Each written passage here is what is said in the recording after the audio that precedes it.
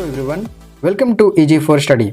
आज का ये वीडियो मुख्य रूप से हमारा बायोलॉजी सेगमेंट का थर्ड पार्ट होगा। ऑलरेडी 2 पार्ट अपलोड हो चुका है, पहले उस वीडियो को जरूर देखिएगा। आपको वहां से रिलेटेड कुछ चीज़ें आपको यहाँ भी देखने को मिलेंगी। आज का ये तीसरा चैप्टर होने वाला है। तीसरा वीडियो में मुख्य रूप से तीसरा चैप्टर का जीवों का वर्गीकरण से संबंधित होगा, यानी टैक्सोनॉमी या बायोलॉजिकल क्लासिफिकेशन। ठीक है, ये जो चैप्टर है वो बहुत ही इंपॉर्टेंट है और ज़्यादातर सिचुएशन में देखा जाता है कि ये चैप्टर से थोड़ा कॉम्प्लिकेशंस आते हैं ज़्यादा, क्योंकि जो जीवों का वर्गीकरण है ना, उसका अलग अलग बेसिस है, उसका अलग अलग जीवों का अलग अलग प्रॉपर्टीज़ है और सारे जीवों का प्रॉपर्टीज़ के बेसिस पे क्लासिफिकेशन किया गया है। तो ये चैप्टर थोड़ा सा कंसेप्चुअल बेस्ड होने वाला है। तो मैं उम्मीद ये करूँ आपसे कि जब आप वीडियो को देख रहे हो तो अपने साथ पेन और पेपर जरूर लेंगे, क्योंकि मैं जो मेन टॉपिक है उससे संबंधित और उसके अलावे जो एक्स्ट्रा फैक्ट्स होगा उसको भी मैं इंक्लूड करते चला जाऊंगा।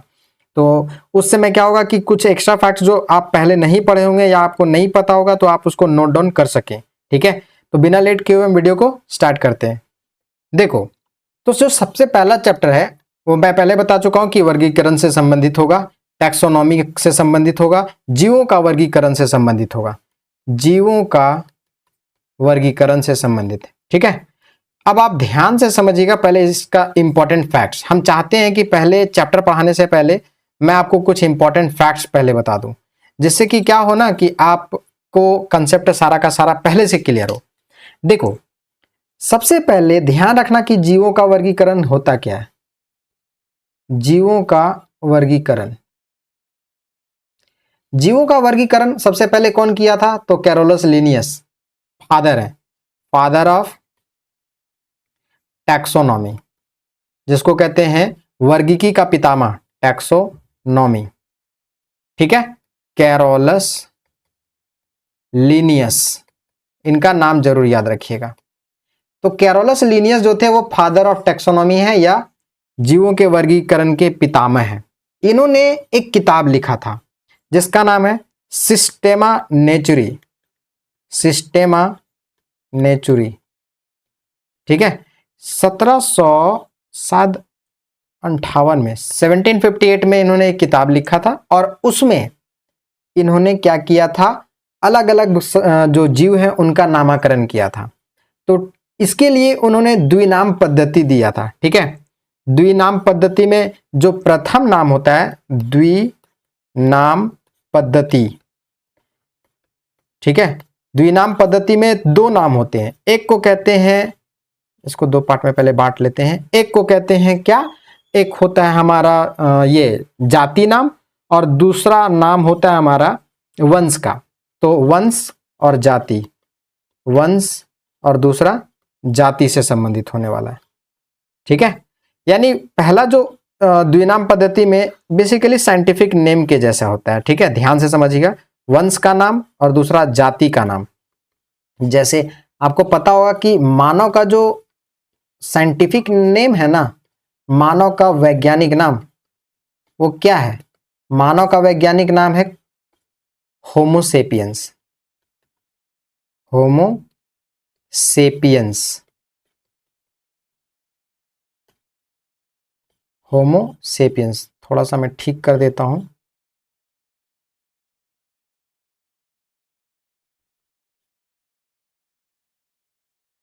मानव का जो नाम है वो है होमो सेपियंस और इस होमो सेपियन में होमो सेपियंस,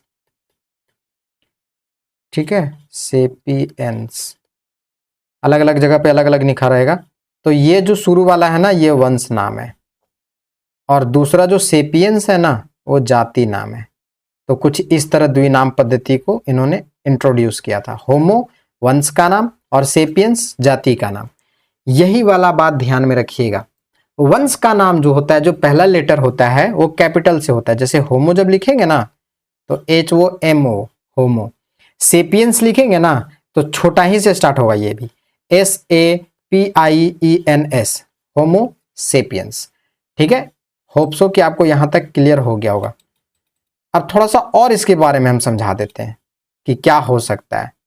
होमो सेपियंस के विषय में थोड़ा सा और समझा देते हैं द्विनाम पद्धति से संबंधित।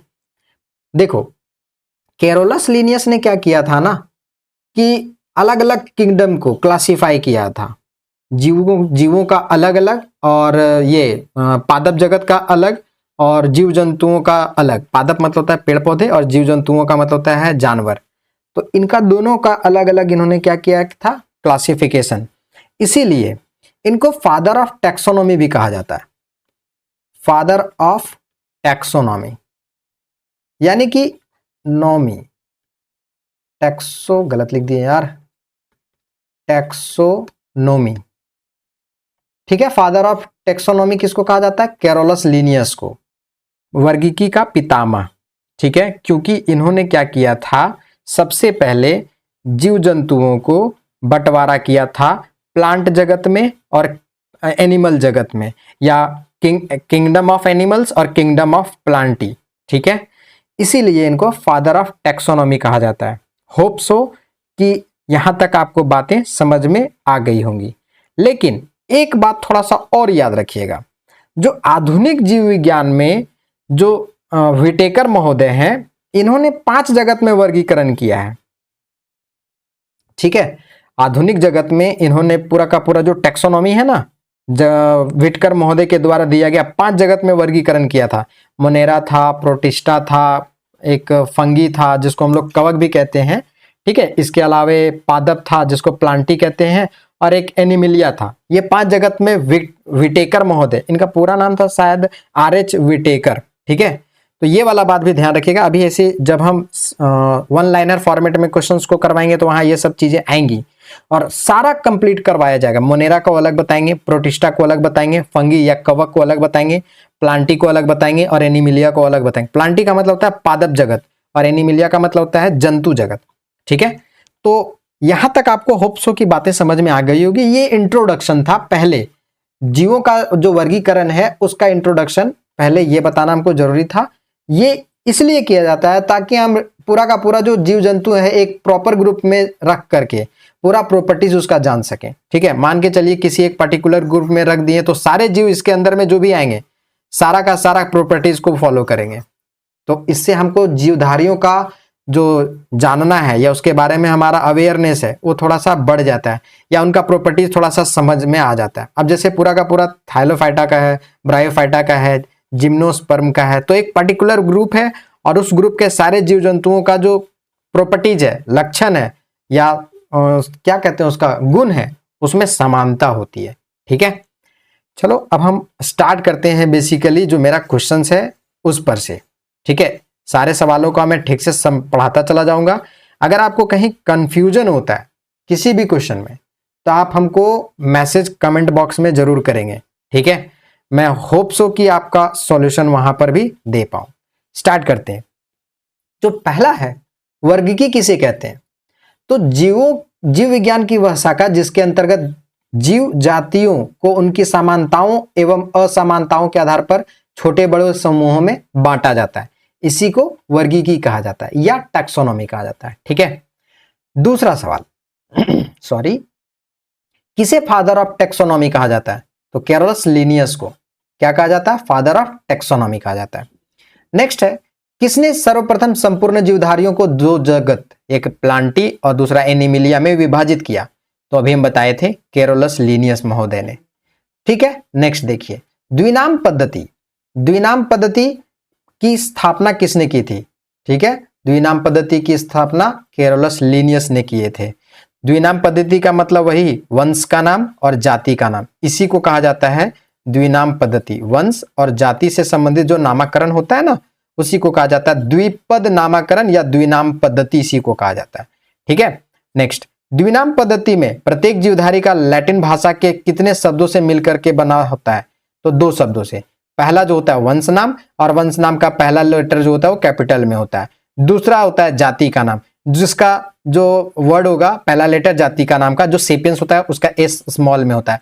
होमो सेपियंस मानव का होता है साइंटिफिक नेम, ठीक है। तो होमो सेपियंस में एच जो होगा वो कैपिटल में होगा, लेकिन जो सेपियंस होगा ना वो एस, वो स्मॉल लेटर में होगा, ठीक है। जाति का नाम स्मॉल लेटर में और पहला नेम जो होगा वंश का वो होगा कैपिटल लेटर में। नेक्स्ट देखो, वैज्ञानिक वर्गीकरण में वर्गीकरण की मूल इकाई क्या होती है? तो जाति होती है। वर्गीकरण की मूल इकाई क्या होती है? जाति। नेक्स्ट, लीनियस द्वारा प्राणी वर्गीकरण का अवरोही क्रम में व्यवस्थित पदानुक्रम क्या है? तो पहले होता है जगत, संघ, वर्ग, गण, कुल, वंश और जाति। ऐसे क्लासिफिकेशन किया जाता है। इसका अवरोही क्रम है, घटते हुए क्रम है। ठीक है, सबसे बड़ा जगत, उसके बाद संघ, उसके बाद वर्ग, उसके बाद गण, उसके बाद कुल, उसके बाद वंश और उसके बाद जाति। जगत, संघ, वर्ग, गण, कुल, वंश और जाति, ये अवरोही क्रम है, घटते हुए क्रम में है। ठीक है, नेक्स्ट डिक्रीजिंग ऑर्डर जिसको कहते हैं। वर्गीकरण के विभिन्न पदानुक्रमों में किस समूह में अधिकतम लक्षण वाले जीवों की संख्या सर्वाधिक होती है? ऑब्वियस है, सबसे बड़ा कौन है? जगत है। तो जगत जो है ना किंगडम में, जैसे प्लांटी किंगडम, एनिमिलिया किंगडम, है ना, इसमें बहुत ज्यादा होगा ना जीवों की संख्या, इसकी बात कर रहा है। जैसे मोनेरा, प्रोटेस्टा, है ना, फांजाई जिसको फंगी भी कहते हैं, जिसको कवक भी कहते हैं, प्लांटी है, एनिमिलिया है, ये जगत है, इसको हम किंगडम कहते हैं। और इस किंगडम में जीवधारियों की जो संख्या होती है वो बहुत ज्यादा होती है। आपको ये वाला सवाल का भी आंसर पहले मिल चुका होगा, सिस्टेमा नेचुरी। ठीक है, इसका पुस्तक किसके द्वारा लिखी गई थी? तो कैरोलस लीनियस के द्वारा, ये भी बता चुके हैं।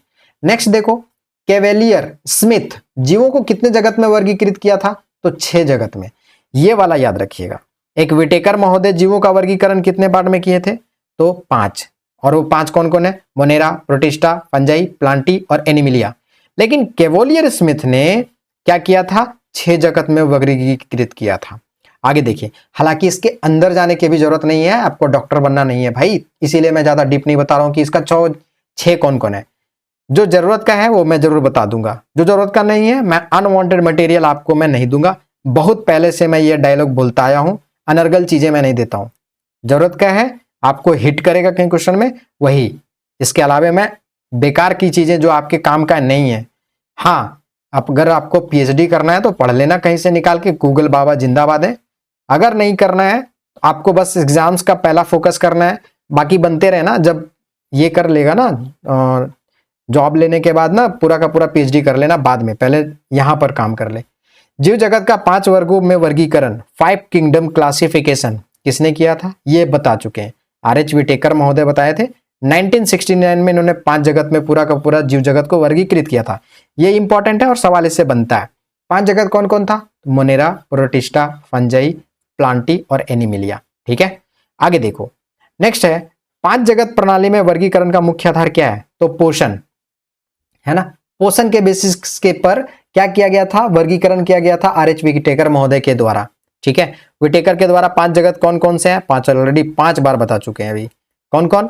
मोनेरा, प्रोटिस्टा, कवक जिसको हम फंजी कहते हैं या फंगी कहते हैं, प्लांटी और एनिमिलिया। अब हम मोनेरा जगत के बारे में समझते हैं। मोनेरा जगत के बारे में थोड़ा सा हम पहले से इंट्रोडक्शन दे देते हैं, फिर आपको यहां समझाएंगे तो ज्यादा मजा आएगा पढ़ने में। सबसे पहले समझो मोनेरा क्या होता है। Monera basically single cellular organisms होता है, जिसको कहते हैं एक कोशिकीय जीव। एक कोशिकीय जीव होते हैं ये। ठीक है, सिंगल सेलुलर ऑर्गेनिजम्स होते हैं। इनका जो केंद्रक होता है ना, वो संगठित नहीं होता है, और ना ही इसका जो कोशिकांग होता है, बॉडी के अंदर का पार्ट जो होता है, वो विकसित नहीं होता है। केंद्रिका जो झिल्ली होती है उसका अभाव पाया जाता है। ठीक है, ये बेसिकली स्वपोषी होते हैं, है ना, खुद से अपना खाना बनाते हैं, खुद खाते हैं। जैसे आप नाम सुने होंगे, blue green algae, cyanobacteria, mycoplasma, ये सारे के सारे क्या है? मोनेरा जगत के जीवधारी हैं। इसमें जानते हैं प्रकाश संश्लेषी उत्तक पाए जाते हैं। ठीक है, उत्तक नहीं, सॉरी, उत्तक कैसे कहेंगे? सिंगल सेलुलर में तो टिश्यू थोड़ी होगा, सिंगल सेल है तो सिर्फ सेल होगा ना। ठीक है, समझ में आ गया होगा मेरी बातें। और ये बेसिकली मृत जीवी या परजीवी दोनों हो सकता है। ठीक है, जरूरी नहीं है कि सारे के सारे प्रकाश संश्लेषण के द्वारा खाना बनाए ही, जरूरी नहीं है। ठीक है, तो मोनेरा जगत के बारे में इतनी बातें आपको पता होना चाहिए। आर्कीबैक्टीरिया, जीवाणु, एक्टिनोमाइसिटीज करके एक जीव होता है, साइनोबैक्टीरिया होता है, ये सारे के सारे उसी के पार्ट में होते हैं। और आपको ये भी पता होना चाहिए कि जो जीवाणु था ना, इसमें है ना, देखो जीवाणु आ रहा है, जीवाणु, साइनोबैक्टीरिया, आर्कीबैक्टीरिया, है ना। तो जीवाणु के बारे में क्या पता होना चाहिए? जीवाणु जो है इसी मोनेरा जगत का पार्ट है। और जीवाणु को सबसे पहले कौन देखे थे? तो मुख्य जीव बैक्टीरिया होता है इसका, और बैक्टीरिया के बाद याद रख लेना जो जीवाणु है, जीवाणु जो होता है इसको सबसे पहले खोजे थे या देखे थे एंटनी वॉन लीवनहॉक ने। ठीक है, इन्होंने उस जो दांत का जो खुरचन होता है ना, दांत जैसे आप टूथपिक लेकर के निकालिए तो उससे कुछ चीजें निकलेगी अंदर में, जो खाते हैं उसके बाद का बचा हुआ पार्ट, उसमें इन्होंने देखा था, है ना। और एंटोनी वान लीeuwenhoek जो थे वो इलेक्ट्रॉन माइक्रोस्कोप बना करके और उसके बाद देखे थे। इतनी बातें आपको पता होनी चाहिए। अब हम मोनेरा जगत को एक्सप्लेन करते हैं ठीक से। पहला क्वेश्चन, मोनेरा जगत में कौन से जीव शामिल किए गए हैं? तो जीवाणु, साइनोबैक्टीरिया, आर्कीबैक्टीरिया, ये सारे के सारे एक कोशिकीय और प्रोकैरियोटिक सेल, दो प्रकार के। एक को कहते हैं प्रोकैरियोटिक सॉरी, एक को कहते हैं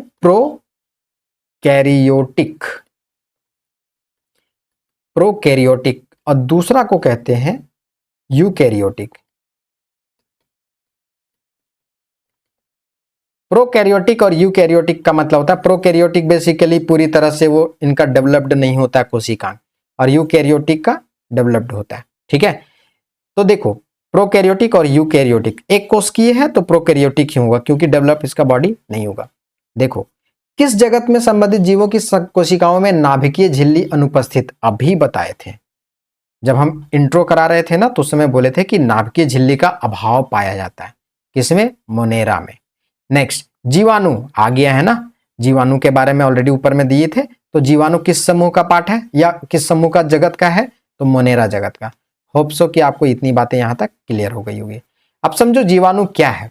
जीवाणु बेसिकली सबसे सरल, अति सूक्ष्म, एक कोशिकीय आद्य, जिसको प्रीमिटी कहते हैं। प्रीमिटी का मतलब बहुत पहले, सबसे शुरू में यही था।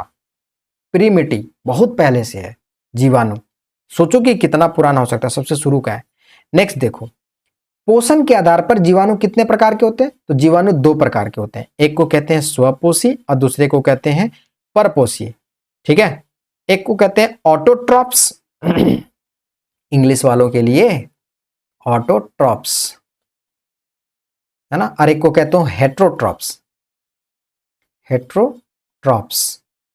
तो ऑटोट्रॉप्स स्वपोषी, जो अपना खाना स्वयं बनाते हैं, और परपोषी दूसरे पर, हेट्रोट्रॉप्स हो गया।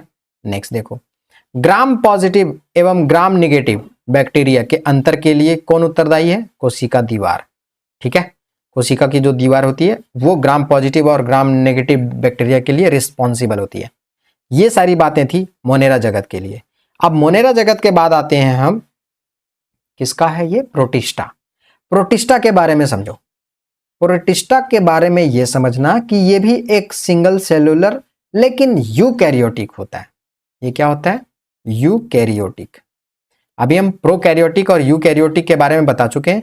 कैरियोटिक, तो यूकैरियोटिक थोड़ा डेवलप्ड होता है ना। इसके बॉडी पार्ट्स होते हैं, हालांकि सिंगल सेलुलर है, एक कोशिकीय है, लेकिन यूकैरियोटिक होते हैं, है ना। कभी कभी ऐसा भी देखा गया है कि प्रोटिस्टा जगत के कुछ कुछ जीव जो होते हैं वो बहुकोशिकीय भी होते हैं कभी कभी। ठीक है, इसमें एग्जाम्पल में एक समुद्री घास है। ठीक है, ये प्रोटिस्टा जगत जो है वो पादप और जंतु और कवक तीनों के बीच का कड़ी के रूप में कार्य करता है। जो प्रोटिस्टा है ना, पादप, जंतु और कवक, लिख देता हूं, पादप, जंतु और कवक के बीच में क्या करता है? कड़ी का काम करता है। हम आपको पहले बोले हैं कि जब आप हम मेरे से पढ़ रहे हो तो पेन और पेपर लेके बैठेंगे, ये बातें यहां नहीं मिलेंगी, हम अपने से बता रहे हैं। पादप, जंतु और कवक के बीच में जो जोड़ने का काम करता है वो प्रोटिस्टा जगत है। ध्यान से समझिएगा इस बात को। ठीक है, ये बेसिकली इसमें केंद्रिका झिल्ली, उसमें अभाव था मोनेरा में, लेकिन इसमें केंद्रिका झिल्ली पाई जाती है। ठीक है, इसमें केंद्रिका झिल्ली, जगह नहीं है यार, कहां लिखे? केंद्रिका झिल्ली पाई जाती है, केंद्रिका झिल्ली पाई जाती है इसमें, प्रोटिस्टा में। इसके अलावा ये स्वपोषी और विषमपोषी दोनों तरह से हो सकते हैं। ठीक है, इसमें एग्जांपल क्या होगा? एक कोशिकीय शैवाल, diatom, protozoa, Euglena, paramecium, chlorella, amoeba, सब इसका एग्जांपल है प्रोटिस्टा जगत का। ठीक है, पैरामीशियम के बारे में याद रखिएगा, स्लीपर लाइक स्ट्रक्चर होता है, चप्पल की तरह। होप सो कि आपको इतनी बातें समझ में आ गई होगी। थोड़ा सा गिजबिज हो गया है, सो सॉरी। देखो प्रोटिस्टा का पहला क्वेश्चन, प्रोटिस्टा जगत में किसे शामिल किया गया है? एक कोशिकीय और यूकैरियोटिक जीव को। शैवाल किस समूह के अंतर्गत आते हैं? प्रोटिस्टा, अभी हम बता चुके हैं ऊपर इंट्रोडक्शन में। शैवालों का अध्ययन को क्या कहा जाता है? फाइकोलॉजी। ये वाला बात दूसरा नंबर का वीडियो में, इसके पहले वाला वीडियो में जरूर मिल जाएगा। तो मैंने इंट्रो में ही बोल चुका हूं कि इस वीडियो को देखने से पहले पार्ट 1 और पार्ट 2 जरूर देख लेना भाई। अगर नहीं देखोगे, बहुत ऐसी बातें होंगी जो वहां समझा चुका है, तो हम वहां पर जो समझाएं उसको यहाँ पे फिर कंप्लीट डिटेल नहीं करेंगे। यहाँ बस हम समझा करके बता करके निकल जाएंगे। नेक्स्ट, शैवालों में उपस्थित वर्णकों के आधार पर शैवालों को कितने वर्गों में विभाजित किया गया है? तो 3 प्रकार में। शैवाल के 3 प्रकार होते हैं। एक को कहते हैं क्लोरोफाइसी, जिसको हरा शैवाल कहते हैं। रोडोफाइसी, रोड रेड है ना, कलरफुल हरा, और पियोफाइसी भूरा। तो एक हरा शैवाल होता है, एक लाल शैवाल होता है, एक भूरा शैवाल होता है। जो लाल शैवाल होता है उसको रोडोफाइसी कहते हैं, जो हरा शैवाल होता है उसको क्लोरोफाइसी कहते हैं, और जो भूरा शैवाल होता है उसको फियोफाइसी कहते हैं। ये भी आपको कहीं नहीं मिलेगा, ध्यान से। नेक्स्ट, क्लोडीमिनोस है ना, क्लेमिडोमोनास किस जगत से संबंधित है? तो क्लेमिडोमोनास जो है वो प्रोटिस्टा ग्रुप से संबंधित है। नेक्स्ट, पादप और जंतु के बीच यूग्लिना किस जगत के अंतर्गत आता है? प्रोटिस्टा के बीच में। ठीक है। एक कोशिकीय जीव यूकैरियोटिक सुकेंद्रिक, केंद्रिक होता है। प्रकाश संश्लेषी जीव किस जगत से है? तो प्रोटिस्टा। इंट्रोडक्शन में बता चुके थे प्रोटिस्टा का। किस समूह के जीवों का डूबने से हुई मृत्यु का पता लगाने का महत्व है? किस समूह के जीवों का डूबने से हुई मृत्यु का पता लगाने में महत्व है? तो डाइटम, जिसको सालुइन 350 कहते हैं। कोई इंसान या कोई चीज जो डूब के मृत्यु होता है ना या खत्म होता है ना, तो डाइटम से चेक कर लिया जाता है उसका महत्व पता लगाने में। अब आ जाओ कवक, जिसको हम कहते हैं फंगी। फंगी के विषय में थोड़ा सा समझ लो, फंगी क्या होता है, जिसको कवक कहते हैं। बेसिकली ये बहुकोशिकीय यूकैरियोटिक जीव होता है। बहुकोशिकीय। और कैसा? प्रोकैरियोटिक नहीं, यूकैरियोटिक। अच्छा लिखा हुआ भाई यूकैरियोटिक। ठीक है, पहले इंट्रो ही करवा देते हैं। बहुकोशिकीय यूकैरियोटिक जीव होता है ना। इसके अलावे ये ना सड़े गले कार्बनिक पदार्थ पर निर्भर होते हैं, है ना। अरे जहां पर गलता उलता है ना, कचड़ा वचड़ा बनता है, वहां पर इसका ग्रोथ होता है, याद रख लेना। इसमें ना इसके कवक में काइटिन नामक एक जटिल शर्करा की बनी होती है, इसका जो पार्ट होता है काइटिन, याद रख लेना। ठीक है। और इसमें ना सेलुलोज, जिसको कहते हैं कोशिका भित्ति, ठीक है, सेलुलोज जो होता है, कोशिका भित्ति जो होता है, वो पाई जाती है इसमें। एग्जाम्पल में मशरूम है ना, पेंसिलियम इसी का पार्ट है, ईस्ट इसी का पार्ट है। ठीक है। होप सो कि आपको इतनी बातें इस कवक जगत के बारे में समझ में आ गया होगा। कवक जगत में और क्या क्या आपको जानना जरूरत है? तो कवक जो होता है वो बेसिकली 5 प्रकार के होते हैं। एक को कहते हैं फाइकोमाइसिटीज, जैगोमाइसिटीज, एस्कोमोमाइसिटीज, बेसिडोमाइसिटीज और ड्यूटेरोमाइसिटीज। इतना बात आपको समझ में आएगा तो ठीक है, नहीं समझ में आएगा तो छोड़ देना, क्योंकि ये थोड़ा सा ऊपर जगत का है, मतलब लेवल ऊपर का है हो जाता है। तो हमको लगता है कि ये आपके जरूरत का बहुत ज्यादा चीज नहीं है और हम इस पे ज्यादा फोकस नहीं करेंगे। तो अब हम क्वेश्चन पे आ जाते हैं, कवक जगत के बारे में।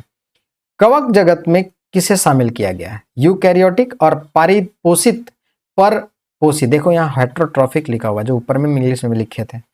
कवक क्या होते हैं? परपोषी होते हैं। कवक क्या है? पर्णहरिम रहित। इसमें नहीं होता है, देखो मशरूम देखा होगा, पर्णहरित होता है ना, पर्णहरित होता है, सॉरी पर्णहरित नहीं होता है, सॉरी। कवक उसमें क्या है कि खाना अपने बनाता नहीं है, सड़ा गला वाला चीज पे ही जाकर के उसका ग्रोथ होता है फंगी का। ठीक है। मशरूम जिसको कहते हैं संवहन उत्तक रहित थैलोफाइट्स होता है। कवक का अध्ययन क्या कहलाता है? माइकोलॉजी। ई वाला बात भी दूसरा वीडियो में बता चुके हैं। अब आओ आगे। कवकों की कोशिका भित्ति किसकी बनी होती है? अभी बताए थे, काइटिन की बनी होती है। कवकों में पोषण किस प्रकार होता है? अवशोषण, है ना। खमीर, जिसको हम ईस्ट भी कहते हैं, तथा कुकुरमुत्ता, कुकुरमुत्ता का ही दूसरा नाम है मशरूम, ये किस ग्रुप का है? तो कवक ग्रुप का है। होप सो कि आपको इतनी बातें समझ में आ गई होंगी। चलो अब आते हैं हम पादप जगत। पादप जगत के बारे में थोड़ा ठीक से समझते हैं। थोड़ा वीडियो को जूम कर देते हैं ताकि आपको ठीक से समझ में आए। देखो पादप जगत के बारे में ठीक से समझो। पादप जगत के बारे में समझना इसलिए जरूरी है क्योंकि प्लांट और पादप ये दोनों इंपॉर्टेंट रोल प्ले करेंगे समझने में। पादप जगत जो होता है, इनका जो कोशिका भित्ति होती है ना, वो सेलुलोज की बनी होती है। पादप जगत जो होते हैं कोशिका भित्ति वो सेलुलोज की बनी होते हैं, सेलुलोज की बनी होती है। इसके अलावे ये बहुकोशिकीय होते हैं। पेड़ पौधे बड़े बड़े होते हैं ना, कोशिकीय। और प्रोकैरियोटिक हो गए कि यूकैरियोटिक। जब बहुकोषीय हैं तो ज्यादातर चांस है कि यूकैरियोटिक होंगे। तो आपको अभी 2-3 चीजें अच्छे से, बहुकोशिकीय कैसे बनेगा, यूकैरियोटिक और प्रोकैरियोटिक क्या होता है, ये भी क्लियर हो गया होगा। ठीक है।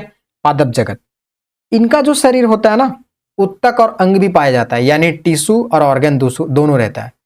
टिश्यू एक को कहते हैं सेल, शुरू वाला को। Smallest unit of life is known as cell, जिसको कोशिका कहते हैं। जीवों की सबसे क्या कहते हैं, स्मॉलेस्ट, सबसे छोटी इकाई है ना, सेल कहलाता है। Smallest unit of life. Cell को मिला देंगे बहुत सारा सेल को तो टिश्यू बनेगा, जिसको हम लोग इंग्लिश में हिंदी में उत्तक कहते हैं। और टिश्यू के बाद क्या बनेगा, अंग तंत्र, जिसको कहते हैं ऑर्गन। और ऑर्गन को मिलाएंगे तो ऑर्गन सिस्टम बनेगा, ऑर्गन सिस्टम बनेगा। और ऑर्गन सिस्टम को मिलाएंगे तो SYSTEM, ऑर्गन सिस्टम को मिलाएंगे तो बनेगा हमारा जीव, है ना, जिसको कहते हैं प्लांट या एनिमल बन जाएगा। होप सो कि आपको इतना बातें समझ में आ गई होगी। अब हम पादप जगत को आगे हम क्लासीफाई करेंगे, Thallophyta, bryophyta, pteridophyta, gymnosperm, angiosperm, ये हम बाद में क्लासीफाई करेंगे। पर पहले पादप जगत के बारे में इतनी बातें आपको समझ में आ जानी चाहिए, क्योंकि आगे ना पादप जगत को बढ़िया से बताऊंगा कि कितने पार्ट में बांटा गया है, सबका प्रॉपर्टीज क्या है। पर अभी आपको इंट्रो करवा रहा हूं पादप जगत के बारे में, समझो। अब क्वेश्चन पर आते हैं। पादप जगत में किसे शामिल किया गया है, सभी बहुकोशिकीय, प्रकाश संश्लेषी, उत्पादक और स्वपोषी जीव। उत्पादक किसे कहते हैं, बेसिकली जो प्रोड्यूसर होता है उसको उत्पादक कहते हैं। प्रकाश संश्लेषी हरे पादप जो अपना भोजन स्वयं बनाते हैं। अब कोई बोलेगा हम अपना घर में किचन में खाना बनाते हैं तो हम स्वपोषी हुए, नहीं, हम लोग ऑटोट्रॉप्स नहीं है, हम लोग हेट्रोट्रॉप्स हैं, परपोषी हैं। पेड़ पौधे हमको खाना बना के देते हैं, उसको मैं खाता हूँ, बस उसको हम पका के खाते हैं, इसीलिए किचन में जाते हैं। अगर पेड़ पौधे का बस चलता ना तो वो पका के भी देते खाने के लिए। हम लोग इंसान हैं, लालच तो है ही हमारे अंदर में। ठीक है, आगे देखो। स्वजीवी क्या कहलाते हैं, उत्पादक। स्वजीवी मतलब खुद जो प्रोड्यूस करेगा, प्रोड्यूसर। प्रथम पोषक स्तर के अंतर्गत कौन आते हैं, प्रथम पोषक स्तर में पेड़ पौधे आते हैं, हरे पादप आते हैं, क्योंकि ये अपना खाना स्वयं बनाते हैं। तृणभिक्षी क्या कहलाते हैं, तृणभिक्षी क्या कहलाते हैं, जो शाकाहारी भी होते हैं, प्राथमिक उपभोक्ता। इसके अलावा उपभोक्ता किसे कहते हैं, परजीवी, जो अपना भोजन के लिए दूसरों जीवों से ग्रहण करते हैं, दूसरे जीवों पर निर्भर रहते हैं। नेक्स्ट क्वेश्चन है, परजीवी या परोपजीवी कहलाता है उपभोक्ता। हम लोग क्या है, उपभोक्ता है। नेक्स्ट, अपघटक या विबंधक, मृतपोजीवी, जो अपना भोजन पदार्थ मृत जीवों से ग्रहण करते हैं। मृतजीवी, विबंधक उसको कहते हैं, कड़ा हिंदी है भाई। नेक्स्ट, लेग हीमोग्लोबिन किसमें पाई जाती है, लेग्यूम मूल ग्रंथियों में। ठीक है। एक है कैनोला। कैनोला मानव उपभोग के लिए उगाई गई विशिष्ट प्रकार की तिलहन सरसों, ऑयल सीड मस्टर्ड की किस्मों को निर्दिष्ट करता है। इन किस्मों की मुख्य विशेषता क्या होती है, इसके तेल में इरूसिक अम्ल में की बहुत अल्प मात्रा होती है कैनोला में। ठीक है। मरुस्थलीय पौधों का जड़ तंत्र किस प्रकार होता है, बहुत लंबा। क्यों, अब कोई भी प्लांट या प्लांट पेड़ पौधे मरुस्थल में ग्रो कर रहा है, वहां पर पानी तो मिलेगा नहीं, तो प्लांट क्या करते हैं, अपने रूट को, जड़ को बहुत अंदर तक ले जाते हैं, जिससे कि वहां से वो निकाल सके, पानी को खींच सके। नेक्स्ट, मरुस्थल में फ्रियोटोफाइट्स मिलते हैं, यानी ऐसे पादप जिनमें कैसी जड़ें होती है, लंबी, 20 फीट 30 फीट, जिसको मुसला जड़ भी कहते हैं। नेक्स्ट, शुष्क जलवायु के भली भांति अनुकूलित पेड़ पौधों को क्या कहते हैं, उसको हम मरुद्भिद कहते हैं। ठीक है। नेक्स्ट, मरुभूमि के अधिकतर पादप क्या होते हैं, मांसल और स्थूल। मरुभूमि के अधिकतर पादप होते हैं। पौधे जो नमक युक्त मिट्टी में उगते हैं उनको क्या कहते हैं, उनको हेलोफाइट्स कहते हैं। ये इसको लवणोद्भिद भी कहा जाता है। हेलोफाइट्स बेसिकली क्या होता है, ऐसे पौधे जो नमक युक्त मिट्टी, सलाइन जो सॉइल है ना, नमक युक्त मिट्टी है ना, उसमें जो पौधा उगेगा उसको हेलोफाइट्स कहते हैं। एपीफाइट्स किसको कहते हैं, इसको अधिपादप भी कहते हैं। जो अन्य पौधों पर किए गए के लिए निर्भर होते हैं, यांत्रिक अवलंब के लिए। अरे सिनवारी का एक छड़ी होता था, बचपन में हम लोग पिटाई खाते थे उसमें। तो सिनवारी का एक पेड़ होता है जिसको बहुत खतरनाक कड़क हिंदी में सिंधवायर भी बोला जाता है, ठीक है, तो आप जानते होंगे। उसमें देखना एक पीला कलर का पूरा एक लर टाइप में उगा हुआ रहता है, वही है एपीफाइट्स। अब देखो मेरा तो काम है समझाने के लिए, हम इस लेवल तक जा सकते हैं भाई। मैं कंफर्टेबल हूँ हिंदी में भी, इंग्लिश में भी, खोटा में भी, ठीक है, लेकिन मैं समझाने के लिए इस तरह के भाषा का इस्तेमाल करूंगा जिससे कि आप समझ सको। एपीफाइट्स वही होता है जो ना किसी दूसरे पादप पे डिपेंड कर रहा है, वो अपना खाना बनाता ही नहीं, उसका पत्ता होता ही नहीं है, ठीक है। नेक्स्ट हाइड्रोफाइट्स, जलोद्भिद जिसको कहते हैं, जो जल में ग्रो करता है। आप देखे होंगे कुछ कुछ लोग ना फार्म हाउस पे कुछ ऐसे पेड़ पौधे लगाते हैं जो पानी में उगता है। बेसिकली पानी में क्या किया जाता है ना, वो चाहे वो फर्टिलाइजर हो, चाहे वो अलग अलग टाइप का केमिकल्स होते हैं, वो पानी में मिला दिया जाता है और उससे वो ग्रो होता है, मैं देखा हूं, ठीक है, ध्यान रखिएगा। उसको हम हाइड्रोफाइट्स कहते हैं। एक सबसे अच्छा एग्जाम्पल हाइड्रोफाइट्स का अभी इजराइल जो होता है हाइड्रोफोनिक्स खेती करता है। पानी है उसके पास में, जानते हैं उनका उसका लोकेशन आप एक बार गौर करेंगे ना तो समझ जाएंगे कि आसपास का उसका जो है वो उसका अपना खेत बाड़ी करने के लिए बहुत मात्र 20% उसका लैंड जो है वो एग्रीकल्चरल के लिए कंफर्टेबल है। बाकी सारा लैंड उसका बैरन है, बंजर है, ये है, मतलब क्या कह सकते हैं, वहाँ खेती बाड़ी नहीं हो सकता है। तो या तो वो मरुद्भिद वाला पौधों को प्रेफर करेगा या तो फिर जलोद्भिद, है ना, हाइड्रोफाइट्स को। तो वहां पर ना ज्यादा होता है हाइड्रोफाइट्स। उसके पास पानी पीने के लिए भी नहीं है, तो वो ना समुद्र के जल को पीने के लायक ड्रिंकेबल बनाता है। और वो मोदी जी को एक बार गिफ्ट भी किए थे, बेंजामिन नेतन्याहू, है ना। आपको ये सब चीजें पता होनी चाहिए। चलो वो एक मशीन था बेसिकली। नेक्स्ट देखो, जल की अधिकतम मात्रा जिसकी पौधों को आवश्यकता होती है वह उसे अवशोषण किस माध्यम से करता है, जलों के बालों के द्वारा। अब देखो मूली या कैरोट, गाजर, देखना छोटा छोटा जड़ होता है और जड़ के साथ साथ कुछ एक्स्ट्रा भी छोटे छोटे पतले पतले जड़ होते हैं, वो भी जड़ का ही पार्ट है, रूट होता है। पौधों द्वारा ली गई विकर्ण ऊर्जा कौन सा परिणाम देती है, जल का प्रकाश अपघटन, ठीक है। आगे देखो, स्थानीय वनस्पति का संग्रह क्या कहलाता है, हार्बेरियम कहलाता है स्थानीय वनस्पति का संग्रह। स्पंजी टिश्यू, स्पंजी उत्तक भी कहा जाता है, एक ऐसी गंभीर समस्या है जिसके कारण आम की किस प्रजाति का निर्यात कुप्रभावित हुआ।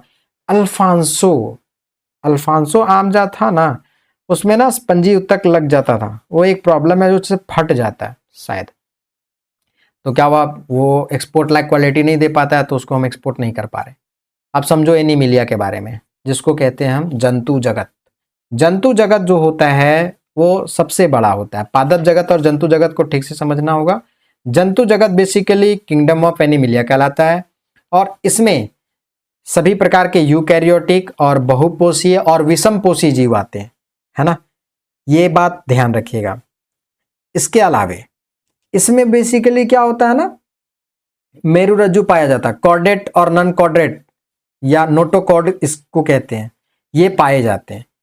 इसका जो अलग अलग संघ है वो कौन कौन है, पोरीफेरा है, सिलेंट्रेटा है, प्लेटीहेल्मिन्थीज है, एस्केल्मिनहेल्थीज है, थोड़ा सा प्रोनाउंसिएशन होगा वैसा, एनिलिडा है, ऑर्थोपोडा है, मोलास्का है, इकाइनोडर्मेटा है, कॉर्डेटा है, ये आगे बताएंगे सारे के सारे। कोई जंतु जगत को कितने पार्ट में बांटा गया, ये बंटवारा किया गया है एनिमल को, जैसे पादप जगत का भी किए थे ना, उसी तरह एनिमल जगत को भी बंटवारा किया गया है अलग अलग पार्ट में, ठीक है। इतनी बातें आपको एनिमल जगत के बारे में पता होना चाहिए। अब इसके बारे में और क्या इंपॉर्टेंट है वो थोड़ा सा और समझो क्वेश्चंस के माध्यम से। जैसे पहला जो क्वेश्चन है जंतु जगत अर्थात एनिमिलिया किसे शामिल किया गया है, तो सभी बहुकोषीय कशेरुकी और अकशेरुकी जीवों को। अभी हम बता रहे थे ना कॉर्डेट और नोटोकॉर्डेट, जिसका क्या कहते हैं, शायद मेरुरज्जु कहते हैं उसको, है ना, वो प्रेजेंट होता है और अकशेरुकी में नहीं होता है। दूसरा, बिना कोशिका भित्ति वाले बहुकोशिकीय प्रणाली को किस समूह में के अंतर्गत रखा जाता है, एनीमिलिया में, है ना। कोशिका भित्ति नहीं, बिना कोशिका भित्ति बोला, और बहुकोशिकीय प्राणी है, ठीक है। नेक्स्ट देखो, किसे मेटाजोआ कहा जाता है, मेटाजोआ एनीमिलिया को कहा जाता है। हाइड्रा, जेलीफिश, कृमि, सितारा मछली जिसको स्टार फिश कहते हैं, सरीसृप, उभयचर, पक्षी, स्तनधारी जीव किसमें आते हैं? एनिमिलिया में। ठीक है, इतनी बातें आपको समझ में आनी चाहिए। अब आप प्रोटोजोआ के बारे में थोड़ा सा ठीक से समझो। प्रोटोजोआ के बारे में सबसे बढ़िया पहले इसका हम इंट्रो करवा देते हैं। प्रोटोजोआ को संभालने के लिए आपको समझ में आना चाहिए। प्रोटोजोआ के पहले क्वेश्चन हम देख लेते हैं। प्रोटोजोआ संघ के जंतु किस प्रकार के होते हैं? तो ये एक कोशिकीय होते हैं, एक कोशिकीय होंगे और सूक्ष्म आकार होगा इसका। प्रोटोजोआ का जो आकार होता है वो कैसा होता है? सूक्ष्म होता है। ठीक है, याद रखिएगा इतनी बातें। प्रोटोजोआ के अंतर्गत में जंतुओं के शरीर के ऊतक के स्थान पर क्या होता है? तो ऑर्गन सेल्स होता है। जो प्रोटोजोआ संघ के जंतु है ना, उनके शरीर पर ऊतक के स्थान पर क्या पाया जाता है? ऑर्गन सेल्स इसको कहते हैं। ये होता है प्रोटोजोआ में। ठीक है, इसके अलावे नेक्स्ट देखो, amoeba, entamoeba, coli, paramecium, leishmania, donovani किस संघ के अंतर्गत आते हैं? तो ये प्रोटोजोआ के अंतर्गत आते हैं। ठीक है, इतनी बातें आपको। इसके अलावे नेक्स्ट, प्रोटोजोआ संघ के जंतुओं में प्रजनन लैंगिक और अलैंगिक है ना, लैंगिक और अलैंगिक जनन दोनों होता है। ठीक है, प्रजनन क्यों आवश्यक है? अपने ही जाति को कायम रखने के लिए प्रजनन आवश्यक है। प्रजनन को ही जनन भी कहा जाता है, रिप्रोडक्शन जिसको कह सकते हो। ठीक है, नेक्स्ट, किसमें द्विखंडन द्वारा प्रजनन होता है? तो अमीबा में। अमीबा बेसिकली क्या होता है? द्विखंडन, दो पार्ट में ऐसे से रहता है, दो पार्ट में बढ़ जाएगा, तो ये होता है अमीबा में, द्विखंडन माध्यम के द्वारा। ठीक है, इतनी बातें आपको समझ में आनी चाहिए। अब आगे आओ नेक्स्ट, एक कोशिका के दो समान संतति कोशिकाओं में विभाजन, ये आपको पता होना चाहिए। एगो था और दो पार्ट में टूट करके बट गया, तो इसको कहते हैं द्विखंडन। और द्विखंडन के द्वारा अमीबा क्या करता है? प्रजनन करता है। ये बात आपको समझ में आनी चाहिए। नेक्स्ट, कौन सा रोग अमीबियासिस के कारण से होता है? तो पेचिस रोग जो होता है ना, अमीबियासिस के कारण से होता है। पायरिया, पायरिया जो रोग होता है वो एंट अमीबा जिंजीवेलिस के कारण होता है। नेक्स्ट, बहुविखंडन द्वारा कौन सी जीव एक साथ अनेक संतति कोशिकाओं की विभाजित होता है? तो प्लाज्मोडियम। प्लाज्मोडियम जो होता है ना, वो बहुखंडन विधि के द्वारा प्रजनन करता है। बहुखंडन का मतलब होता है एक से बड़ी सारा में वो क्या करेगा? कन्वर्ट हो जाएगा, तो उसको कहते हैं हम लोग बहुखंडन। बहुखंडन विधि समझ में आ गया होगा। Next, malaria. मलेरिया नामक जो रोग होता है ना, वो किसके कारण से होता है? तो मलेरिया होता है प्लाज्मोडियम के कारण से। एक ना फीमेल एनाफिलीज मच्छर होती है। ठीक है, फीमेल एनाफिलीज मच्छर जो होती है वो क्या करती है? वो काटती है। याद रखने लेना, मेल वाला नहीं काटेगा। जो मच्छर मेल होता है ना, वो नहीं काटेगा, फीमेल वाला काटेगा, ये बात ध्यान रखना। और फीमेल एनाफिलीज मच्छर जो है वो काटेगा तो तुमको क्या हो जाएगा? मलेरिया। ठीक है, और मच्छर ही काटता है डेंगू में भी, जिसमें प्लेटलेट्स खत्म हो जाते हैं, तो उसमें हालत खराब हो जाता है, आईसीयू तक पहुंच जाता है आदमी। किसका सामान्य नाम स्लीपर जंतु कहते हैं? स्लीपर, अच्छा अभी मैं पहले ही बताया था ना, स्लीपर लाइक स्ट्रक्चर होता है पैरामीशियम को, बताए थे ना, चप्पल के जैसा होता है ऐसा। देखो चप्पल अगर मेरा खराब बने ना तो मत बोलना यार, ऐसा कुछ होता है स्ट्रक्चर उसका, चप्पल के जैसा। किसे हरा प्रोटोजोआ कहा जाता है? ये इंपॉर्टेंट है, थोड़ा सा इसको फोकस कर लेना। यूग्लिना को क्या कहा जाता है? हरा प्रोटोजोआ। होप सो कि आपको यहां तक की सारी बातें समझ में आ गई होंगी। अब नेक्स्ट जो हमारा पॉइंट है वो है पोरीफेरा। संघ पोरीफेरा के बारे में समझो। संघ पोरीफेरा के बारे में क्या पहले समझना है वो ठीक से समझो। बेसिकली ये स्पंज लाइक स्ट्रक्चर होता है। इसको हम थोड़ा सा एक्सप्लेन कर देते हैं इधर स्पेस लेकर के। पोरीफेरा के बारे में, पोरीफेरा, पोरीफेरा के बारे में समझो। एक ये स्पंज के जैसा होता है ना, इसको स्पंज के नाम से भी जानते हैं।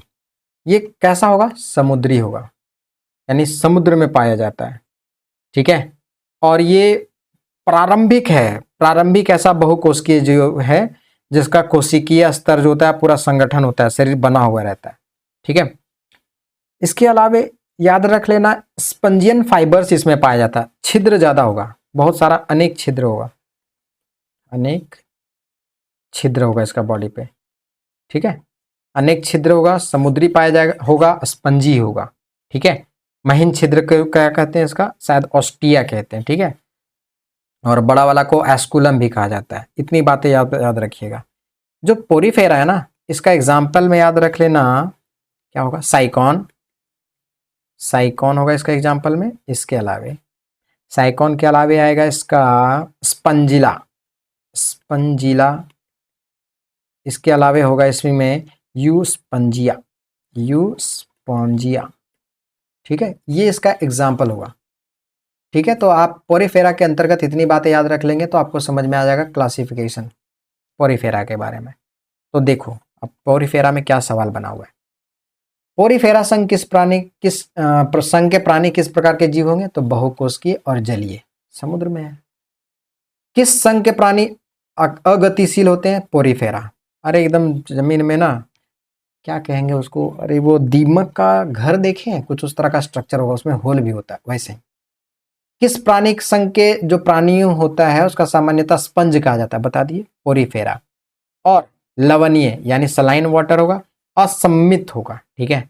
नेक्स्ट, किस प्राणी संघ के जीव श्वसनी उत्सर्जक परिसंचरण अंगों से रहित होंगे, यानी श्वसन उसका नहीं होता है, उत्सर्जक एक्सक्रेशन नहीं करेगा, बॉडी से अनवांटेड मटेरियल या वेस्ट मटेरियल बाहर नहीं निकलता है, परिसंचरण उनका बॉडी में नहीं होता है। जीव विज्ञान में स्पंज क्या है, एक जंतु है। साइकॉन, हामलोनेमा, स्पॉन्जिला, यूस्पंजिया, इसका भी एग्जांपल दिए थे, पोरीफेरा संघ से आते हैं। नेक्स्ट, कौन से प्राणी अचल होते हैं और एक ठोस आश्रयी सपोर्ट से जुड़े होते हैं, साइकॉन, ठीक है। होप सो कि आपको इतनी बातें क्लियर हो गई होगी। अब हम नेक्स्ट पार्ट में आ देते हैं, इसको कहते हैं संघ सिलेंट्रेटा। संघ सिलेंट्रेटा के बारे में समझो। सिलेंट्रेटा के बारे में पहले हम एक्सप्लेन कर देते हैं अच्छे से, स्पेस ले लेते हैं यहां हर बार की तरह। संघ सिलेंट्रेटा, संघ सिलेंट्रेटा, संघ coelenterata is also known as Cnidaria.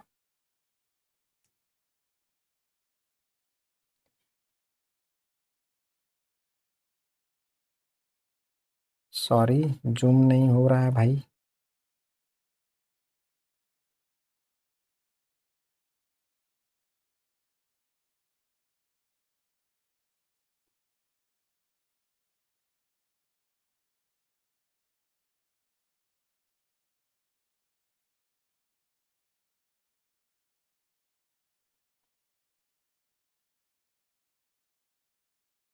देखो संघ सिलेंट्रेटा का दूसरा नाम क्या है, निडेरिया, अभी हम बता रहे थे।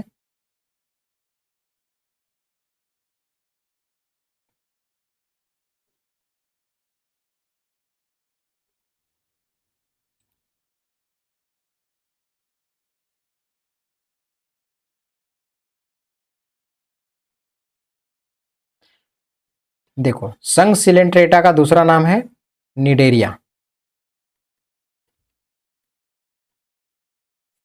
ठीक है। इसके अलावे ये जो निडेरिया है ना, ये जलीय जीव है और समुद्री है ना, जो स्थानबद्ध जगह होता है, मुक्त रूप से ये तैरने वाले जीव होते हैं, ठीक है। इसमें ना टेंटेकल्स पाए जाते हैं और निडोब्लास्ट भी होता है, जो इसको स्थिर रहने और इसको प्रोटेक्ट करने में और इस शिकार को पकड़ने में काम आता है। ये सारे इसका बॉडी का पार्ट्स होते हैं इसमें, ठीक है। इसका शरीर पाया जाता है, मतलब इसका पूरा विकसित शरीर होता है, विकसित शरीर यानी इसका डेवलप्ड बॉडी होता है, ठीक है। इसके अलावे इसमें ना हाइड्रा, इसका एग्जांपल लिख देते हैं ठीक से, हाइड्रा। इसके अलावे जेली फिश का नाम सुने होंगे, जेली फिश जो फिश नहीं है, जेली फिश। इसके अलावे इसी में ऑरेलिया, जेली फिश का ही दूसरा नाम है ऑरेलिया, ऑरेलिया, ठीक है। ये वाला बात भी आप थोड़ा सा ठीक से रखिएगा। कोरल है ना, कोरल का भी नाम सुने होंगे, कोरल द्वीप हमारा लक्षद्वीप है ना, उसी तरह एक कोरल है ना। इसके अलावा और क्या हो सकता है इंपॉर्टेंट, चलो ठीक है, तत्काल में इतना ही रख लो, जितना माइंड अभी रिकॉल कर पाया उतना बता दिए हैं, बाकी क्वेश्चन में हम देखते हैं। देखो, संघ सिलेंट्रेटा, ठीक है, सिलेंट्रेटा को निडेरिया भी कहते हैं। तो पहला जो क्वेश्चन है, सिलेंट्रेटा संघ के जंतुओं का शरीर किस प्रकार का होता है? तो बहुकोशिकीय अरीय सममित। सिलेंट्रेटा संघ का नया नाम क्या है? अभी देखो, इसको सी यहाँ साइलेंट है, NIDARIA, निडेरिया, इसी को बोले थे ना, सी साइलेंट है। नेक्स्ट, हाइड्रा जेलीफिश, सी एनीमोन और गोर्गोनिया किस संघ से अंतर्गत आते हैं? तो सिलेंट्रेटा के अंतर्गत आते हैं। नेक्स्ट, किसका शरीर कोशिकाओं की 2 परतों का बना होता है? तो हाइड्रा का शरीर कोशिकाओं की 2 परतों का बना होता है। नेक्स्ट, सिलेंट्रेटा संघ के जंतुओं में किस प्रकार का प्रजनन होता है? तो 2 प्रकार का। एक को कहते हैं बडिंग, ये थोड़ा सा स्पेलिंग या मिस्टेक हो गया होगा, BUDDING होता है बडिंग, जिसको कहते हैं अलैंगिक जनन या मुकुलन, इसी को कहता है। दूसरा लैंगिक जनन या पुनर्जन्म, जिसको रीजेनरेशन कहते हैं। ठीक है, मुकुलन के द्वारा किस में होता है? ये वाला इंपॉर्टेंट है, PBI मारो इसको, मुकुलन के द्वारा हाइड्रा का। नेक्स्ट, हाइड्रा स्टारफिश प्लेनेरिया किसके द्वारा उत्पन्न होते हैं? तो ये पुनर्जन्म के द्वारा। कौन से जीव में रक्त नहीं होता है किंतु वे सांस लेते हैं? सोचो, रक्त नहीं भी है और सांस ले रहा है, हाइड्रा। नेक्स्ट, हाइड्रा में श्वसन किस प्रकार होता है? विसंचरण के माध्यम से, विसरण के माध्यम से। नेक्स्ट, किस जीव का विकास कलिका के द्वारा हुआ है? तो हाइड्रा का विकास कलिका के द्वारा होता है। नेक्स्ट, कौन सा जानवर मुकुलन, जिसको बडिंग कहते हैं, के द्वारा पुनरुत्पादित करता है और पुनर्जन्म कार्यान्वित करता है? तो ये कर सकता है हमारा हाइड्रा, है ना। नेक्स्ट, जेलीफिश किसे कहते हैं? अभी हम लिखे थे ना, जेलीफिश जो सिलेंट्रेटा संघ का जंतु है, आरिलिया, अभी हम लिखे थे इसको। नेक्स्ट, किस जलीय जानवर के पीछे चलने वाले टेंटिकल्स होते हैं? देखो, टेंटिकल्स क्या बताए थे? जेलीफिश होता है, जेलीफिश मछली में टेंटिकल्स होता है। टेंटिकल्स क्या होता है? तो किसी जलीय जानवर के पीछे चलने वाला टेंटिकल्स होता है, कौन? जेलीफिश। ठीक है, समझ में आ गया होगा। अब ध्यान रखना, जेलीफिश फिश नहीं है। नेक्स्ट, अब है प्लेटीहेल्मिन्थेस, इसके बारे में थोड़ा सा समझ लो, इसके बारे में भी तो समझाना होगा, समझो। प्लेटीहेल्मिन्थेस, प्लेटीहेल्मिन्थेस, ये इधर से होगा यार, प्लेटीहेल्मिन्थेस बड़ी है, ध्यान रखना। ठीक है, बेसिकली इसको चपटा कृमि भी कहा जाता है। ठीक है, प्लेटीहेल्मिन्थेस को ही चपटा कृमि भी कहा जाता है। ये क्या होता है? त्रिकोरिक होता है ना। इसका ऑर्गन लेवल पाया जाता है, बॉडी इसका ट्रू होता है, मतलब पाया जाता है सब कुछ। ये अंतः परजीवी होता है, ठीक है, और इसमें सकर्स होता है, जैसे लिच देखे हैं, लिच जो होता है ना, वो जिसको क्या कहते हैं, काला कलर का, वो धान के खेत में पाया जाता है, उसको नाम बोल रहे हैं, लिच होता है, वो बेसिकली चूसता है खून को, वो सकर्स होता है उसमें। ठीक है, इसके अलावा इसमें ना फ्लेम सेल्स भी पाया जाता है, इसका स्पेशल ऑर्गन होता है। ठीक है, ये रीजेनरेशन के द्वारा इसमें क्षमता पाई जाती है। ठीक है, इसके अलावा इसमें एग्जाम्पल में आएगा तुम्हारा, एग्जाम्पल में लिख लो taenia, taenia solium, taenia solium इसका एग्जाम्पल है। इसके अलावा पेसियोला, पेसियोला इसका एग्जाम्पल है। ठीक है, और क्या हो सकता है? चलो क्वेश्चन में फिर देखते हैं, मिलेगा और तो आपको खुद बता देंगे, याद आएगा तो। अभी हम बताने जा रहे हैं संघ प्लेटीहेल्मिन्थेस। देखो, संघ प्लेटीहेल्मिन्थेस के अंदर क्या होता है? प्लेटीहेल्मिन्थेस का अर्थ क्या होता है? इसको कहते हैं चपटा कृमि, बता चुके हैं। जंतुओं के किस प्रकार का, किस संघ को चपटे कृमि कहा जाता है, जिसको फ्लैट वॉर्म भी कहा जाता है? प्लेटीहेल्मिन्थेस, ये इंपॉर्टेंट है। प्लेटीहेल्मिन्थेस के अंतर्गत कौन जीव आते हैं? परजीवी, यानी किसी दूसरे पर अखंडित जीव। Next, taenia, planaria, fasciola, schistosoma किस संघ के अंतर्गत आते हैं? तो वो प्लेटीहेल्मिन्थेस के अंतर्गत आते हैं। नेक्स्ट, किसके नेत्र बहुत ही साधारण होते हैं? वास्तव में रोशनी के पहचानने वाली केवल नेत्र बिंदु होता है लेनेरिया में। ठीक है, नेत्र बहुत साधारण होता है, बस खाली लाइट से वो ट्रेवल करता है या देख लेता है, समझ जाता है। नेक्स्ट, कौन एक अंतः परजीवी का उदाहरण है? फीता कृमि, जिसको टेपवर्म भी कहते हैं। टेपवर्म क्या होता है? एक उभयलिंगी हर्माफोरडाइट। लिवर फ्लूक, जिसको यकृत कृमि कहते हैं, पित्त वाहिनी में पाया जाता है। भेड़ की, बकरी की और सुअर की, याद रख लेना, ये इंपॉर्टेंट है, नोट कर लो। लिवर फ्लूक, जिसको यकृत कृमि भी कहते हैं, किसकी पित्त वाहिनी में पाया जाता है? तो भेड़ की। नेक्स्ट देखो, एस्केल्मिंथीज, ठीक है। अब इसके बारे में थोड़ा बहुत समझो। एस्केल्मिंथीज के बारे में समझना, ये गोल कृमि होता है, गोल कृमि होता है ये, ठीक है। इसके अलावे ये मुक्त जीवी होता है, जलीय और स्थलीय दोनों जगहों पर पाया जाएगा। पौधों और प्राणियों में ये परजीवी के रूप में पाया जाता है, ठीक है। इसके अलावे उत्तक पाया जाएगा, अंग तंत्र का स्तर तक रह सकता है कभी कभी, लेकिन बहुत ज्यादा अंग रहने का चांसेस इसमें नहीं है। आहार नाल जो होता है ना, इसका पूर्ण होता है, ठीक है। और इसका बॉडी से जो एक्सक्रेशन होता है, जिसको कहते हैं उत्सर्जन, जो खराब बॉडी से पट निकल जाता है, वो एक इसका उत्सर्जन नाल होता है, उससे उत्सर्जन रंध्र के माध्यम से शरीर से इसका बाहर निकलता है।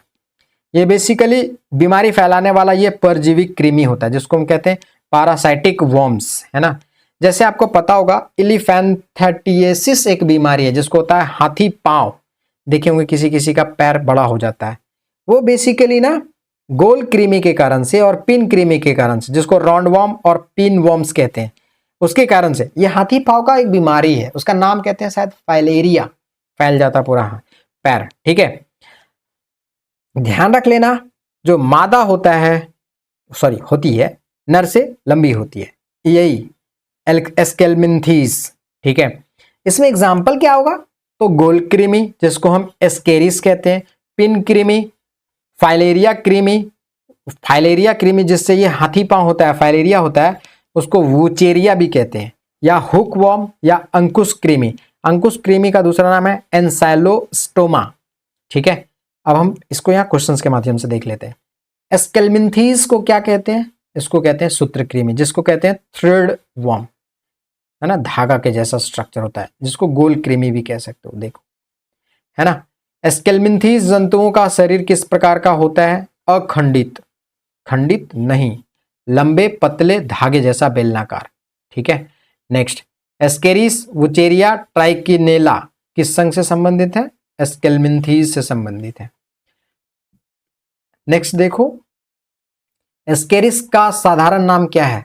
एस्केरिस का अभी बता चुके हैं, इसको राउंडवॉर्म भी कहते हैं। मनुष्य की छोटी आंत में पाए जाने वाली एस्केरिस कौन सी होती है? के कारण से कौन सा रोग होता है? एस्केरिएसिस रोग होता है। बॉडी में, ह्यूमन बॉडी के जो स्मॉलेस्ट इंटेस्टाइन है, स्मॉल इंटेस्टाइन है ना, उसमें एस्केरिस में एक एस्केरिस के कारण से एक रोग होता है, जिसको कहते हैं एस्केरिएसिस रोग। नेक्स्ट, गोल कृमि, किस प्रकार परिसंचरण तंत्र पाया जाता है गोल कृमि में? तो इसमें परिसंचरण तंत्र होता ही नहीं है, हम बोले ना अभाव होता है।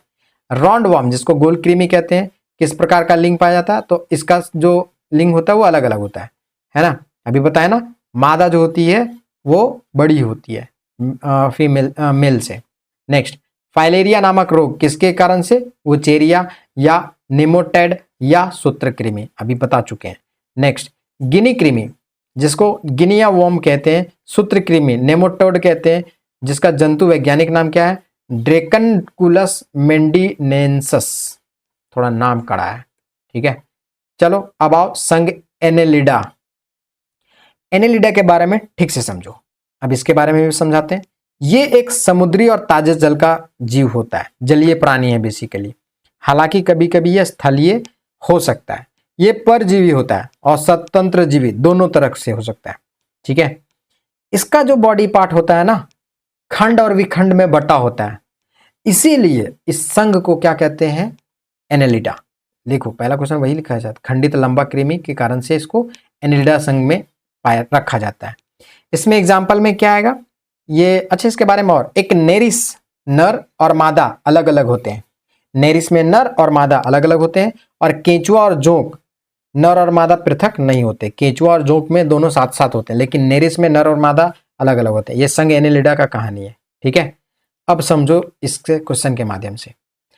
एनेलिडा संघ के जंतुओं में किस प्रकार का शरीर पाया जाता है? खंडित, लंबा और कृमि के आकार का।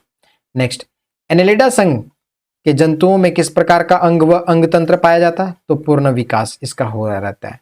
नेक्स्ट, केंचुआ, जोंक और नेरिस, अभी तीनों का एग्जाम्पल दिए थे। पॉलीकॉर्डियस किस संघ के अंतर्गत आते हैं? तो ये एनेलिडा संघ के अंतर्गत आते हैं। किसमें त्वचीय श्वसन होता है, माने त्वचा से श्वसन? केंचुआ में। केंचुओं के अग्रभाग पर मुख और क्या होता है? पूरा मुख होता है। किसे किसानों का मित्र अर्थवर्म को कहते हैं, जिसको केंचुआ भी कहा जाता है, या प्रकृति का हलवा नेचर्स प्लोमैन? फार्मर्स फ्रेंड भी इसी को कहा जाता है। देखो इंग्लिश में ही क्या है ना, फार्मर्स फ्रेंड, प्रकृति का हलवा मतलब नेचर्स प्लोमैन, केंचुआ को कहा जाता है। केंचुआ माने अर्थवर्म, ठीक है। अरे वो क्या कहते हैं उसको, जो खाते हैं, अरे भाई क्या कहते हैं उसको, चाइनीज फूड है यार, चाउमीन। हाँ, चाउमीन का स्ट्रक्चर के जैसा होता है केंचुआ, ठीक से देखना। अब जब भी खाओगे ना तो केंचुआ आपको याद आ जाएगा चाउमीन खाते समय। एक बार ना दार्जिलिंग गए हुए थे, सिक्किम उक्किम तरफ अगर आप जाओगे तो वहां पर देखना, वो ना वहां ना बड़ा बड़ा साइज का होता है। हम लोग जो इधर खाते हैं नॉर्थ इंडिया में तो इतना ज्यादा ये नहीं होता है, क्या कहते हैं, मोटा नहीं होता है, पतला होता है जो चाउमीन होता है। लेकिन आप उधर जाएंगे ना दार्जिलिंग में या सिक्किम वाला रीजन में, तो वहां पर का जो चाउमीन होता है उसका मोटापा जो होता है थोड़ा ज्यादा होता है। तो एक बार हमको मौका मिला उधर जाने का, तो वहां पर हम चाउमीन खाने के लिए गए। दुकान में जो साइज था ना, वो जो देखे ना, वो मेरा सिस्टम हिल गया, हम खा नहीं पाए। हमको लगता है ये वोमिट हो जाएगा मेरे से, तो हम खा नहीं पाए थे। वही याद आया हमको, केचुआ। एकदम पूरा लगा कि ये तो अर्थवॉर्म है, पूरा स्ट्रक्चर भी वैसे ही दिख रहा था, ठीक है। तो अर्थवॉर्म को थोड़ा ध्यान में रखिएगा, फार्मर्स फ्रेंड और नेचर्स प्लोमैन कहा जाता है। नेक्स्ट देखो, एक परिपक्व कृमि में एक चौड़ी ग्रंथिल गोलाकार पट्टी 14 से 16 खंड को घेरे रहती है, उसे क्या कहते हैं? परयार्निक, जिसको क्लिटेलियम भी कहा जाता है, ठीक है। नेक्स्ट, लाल कृमि में कौन सी संरचना होती है जो उनका भोजन पीसने में उसकी सहायता करती है? पक्वाशय, जिसको गिजार्ड भी कहा जाता है। नेक्स्ट, दूसरों की तुलना में कौन बहुत धीरे गुणन करता है? गुणन माने प्रजनन, कृमि, ठीक है। अब आते हैं हम संघ ऑर्थोपोडा के बारे में। आर्थ्रोपोडा को थोड़ा ध्यान से समझना। ये ना आर्थ्रोपोडा प्राणी जगत का सबसे बड़ा संघ है। लगभग पृथ्वी का 2/3 2/3 जो जंतु है वो इसी में आता है, ठीक है, आर्थ्रोपोडा में ही आता है। इसका जो बॉडी पार्ट होता है ना, वो खुला सर परिसंचरण तंत्र होता है, ठीक है। यानी कि इसमें रक्त वाहिकाएं नहीं पाई जाती है ना, यानी कि इसके बॉडी में रक्त का वाहिकाओं का बहना नहीं होता है, ठीक है। इसके बाद रक्त में, जब रक्त है ही नहीं तो रक्त में हीमोग्लोबिन भी नहीं हो रहा, और अब रक्त में जब हीमोग्लोबिन नहीं है तो इसके अनुपस्थिति हीमोग्लोबिन की अनुपस्थिति के कारण इसको हीमोलिफ भी कहा जाता है, ये भी याद रख लेना। इसका जो शरीर होता है ना, बाह्य कंकाल, जिसको कहते हैं काइटिन, काइटिन से बना होता है या ढका होता है। इसका बॉडी पार्ट जो होता है ना, सिर, वक्ष, उदर, सब अलग अलग बंटा होता है ना। ज्वाइंटेड लेग पाया जाता है इसमें ना। झींगा जानते हो, झींगा देखिएगा, खतरनाक दिखेगा, जिसको हम प्रॉन कहते हैं। गोवा जाएंगे ना, वहाँ प्रॉन का बहुत खाने का चाव करेगा, मतलब देख करके। खास करके जो क्या है वो नॉन वेजिटेरियन है उनके लिए, वेजिटेरियन के लिए मैं माफी चाहूंगा, ठीक है। तो जो प्रॉन है उसका बहुत उधर बिकता है। 19 जोड़े होते हैं उसका पैर का, ठीक है। और इसके अलावे इसमें ना नर और मादा इसका अलग अलग होंगे। और ज्यादातर जो आर्थ्रोपोडा संघ के जो जीव होंगे वो ये अंडे देने वाले होंगे, मतलब उनका ना एग होता है, उसके बाद उससे हैचिंग करने के बाद बाहर आएगा उसका बच्चा, ठीक है। इसमें मकड़ी आता है, इसको स्पिनरेट्स कहते हैं, जो सिल्क बुनने वाला होता है, उसको मदद करने वाला जाल बुनता है मकड़ी। और तिलचट्टा भी इसी से संबंधित है, आर्थ्रोपोडा से संबंधित। और तिलचट्टा में ना 13 चैम्बर होता है, ये याद रख लेना। अब आप कमेंट बॉक्स में कमेंट करके बताइए कि मनुष्य का जो हृदय होता है वो कितना चैम्बर्ड होता है, ये बताना कमेंट बॉक्स में, ठीक है। इसके अलावा तिलचट्टा जो होता है ना, अल्ट्रासोनिक साउंड प्राप्त किया जाता है इसको, ठीक है। सिल्वर फिश या इसको रजत मिनाव भी कहा जाता है ना। सिल्वर फिश जो होता है वो पंखहीन कीट है। इसी के अंतर्गत जोंक, मच्छर, खटमल, सब का सब एंटीकोगुलेंट्स होते हैं। इसके बारे में क्या कहते हैं, उसको सकिंग करेगा। जैसे मच्छर को देखना पकड़ के उसका फ्रंट में ना एक ये स्टिंग के जैसा होता है। स्टिंग माने होता है वो क्या कहते हैं उसको, जिससे वो डंक मारता है भाई, उसको स्टिंग कहते हैं इंग्लिश में। ठीक है, इतनी बातें अगर आप याद रखेंगे ऑर्थोपोडा में तो यहां तक अभी बहुत सारी चीजें आपको कंप्लीट हो जाएंगी। तो चलो क्वेश्चन में देखते हैं। देखो, संघ ऑर्थोपोडा, जंतुओं का सबसे बड़ा समूह कौन सा है? ऑर्थोपोडा। बताए ना 2/3। देखो आगे क्वेश्चन बना दिया। 2/3 जाति पृथ्वी पर किस संघ के हैं? ऑर्थोपोडा से। ऑर्थोपोडा संघ में कुल कितनी जातियां पाई जाती है? 9 लाख से अधिक। इतना ज्यादा है, समझ लेना। नेक्स्ट, जीव विज्ञानियों ने पादप जगत और प्राणी जगत की जातियों को बहुत बड़ी संख्या में ज्ञात किया है, ढूंढ निकाला है और पहचान लिया है। संख्या की दृष्टि से अब तक ढूंढे हुए और पहचाने हुए जीव में सबसे अधिक संख्या किसकी है? तो कीटों की सबसे अधिक संख्या यही है। नेक्स्ट, ऑर्थोपोडा संघ के जंतुओं में किस प्रकार का शरीर पाया जाता है? खंड युक्त त्रिस्तरीय। नेक्स्ट, ऑर्थोपोडा संघ के जंतुओं में किस प्रकार का तंत्रिका तंत्र पाया जाता है? तो पूर्ण विकसित तंत्रिका तंत्र होता है। नेक्स्ट, अधिकांश कीट श्वसन कैसे करते हैं? वाताग्र से। ट्रैकिया होता है उसका बॉडी पार्ट में, याद रख लेना। ट्रैकियल सिस्टम उसको कहते हैं, वाताग्र तंत्र, उसी से श्वसन करते हैं।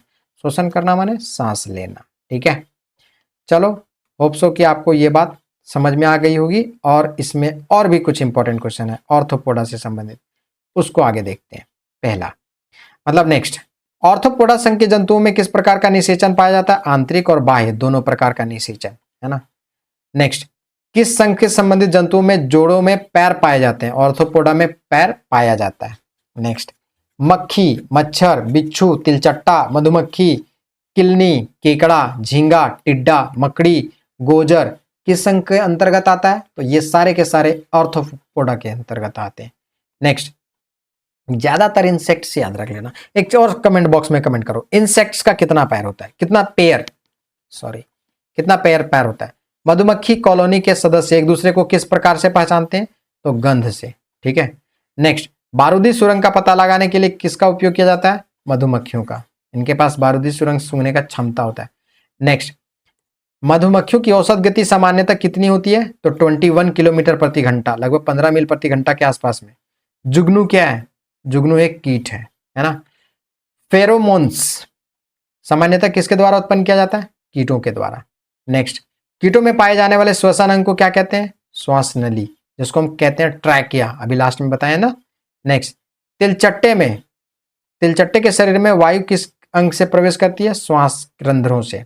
नेक्स्ट, खुला नाड़ी तंत्र किसमें पाया जाता है? कॉकरोच में। नेक्स्ट, किस जीव का रक्त सफेद होता है? वेरी वेरी इंपॉर्टेंट भाई, VVI, है ना। ज्यादातर जो जीवों का ब्लड होता है वो रेड होता है, और ह्यूमन बॉडी का जो ब्लड होता है वो रेड इसलिए होता है क्योंकि उसमें हीमोग्लोबिन पाया जाता है, RBC। लेकिन तिलचट्टा का जो होता है वो वाइट होता है, सफेद होता है। अभी मत बोलना उसका WBC ज्यादा होगा, नहीं भाई। ह्यूमन बॉडी में जो WBC ज्यादा होगा तो उसके पास एंटीबायोटिक का उसके पास ज्यादा होगा, क्या करने का? लड़ने का। बाह्य जो कुछ चीज आएंगे ना उसके शरीर में तो उससे लड़ने की शक्ति ज्यादा हो जाएगी WBC के कारण से। नेक्स्ट, तिलचट्टे का उत्सर्जन अंग क्या होता है? मालपिंगियन नलिकाएं। मालपिंगियन ट्यूबल्स होते हैं जो तिलचट्टा का उत्सर्जन तंत्र के जैसा काम करते हैं, उत्सर्जन अंग के जैसा। चींटियां किस वर्ग की प्राणी है? इंसेक्टा वर्ग का। संघ ऑर्थोपोडा के अंतर्गत आता है इंसेक्टा। ठीक है, नेक्स्ट, जब चींटियां काटती हैं तो वो क्या अंतःक्षेपित करते हैं? फॉर्मिक अम्ल। अरे खोटा मोटा ये सब काटेगा ना तो फॉर्मिक अम्ल सेक्रेट कर देता है।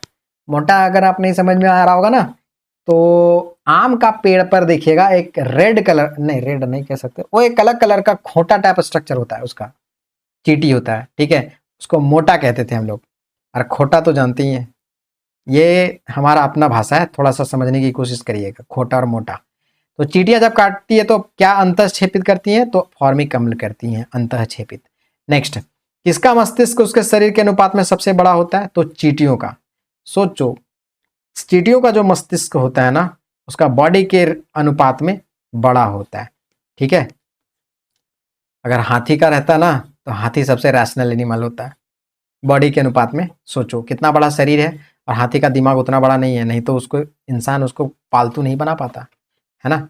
हम लोग को अंग्रेज आकर के जरा सा कुछ दिन के लिए ये किए, गुलाम बनाए, मार मार के लास्ट में भगाए। सोचो अगर किसी दिन इसका मस्तिष्क बॉडी के अनुपात में बड़ा हो जाए हाथी का, तो हम लोग उसको पाल नहीं सकते। नेक्स्ट, दीमक को अन्य किस नाम से जाना जाता है? सफेद चींटी दीमक को कहा जाता है। नेक्स्ट, मच्छरों के बारे में सही तथ्य क्या? नर मच्छर पौधों का रस चूसते हैं। देखो, नर केवल मादा काटेगी, केवल मादा मच्छर रक्त चूसती है, जिसको फीमेल एनाफिलीज कहते हैं, है ना। नर की अपेक्षा मादा के डैने बड़े होते हैं।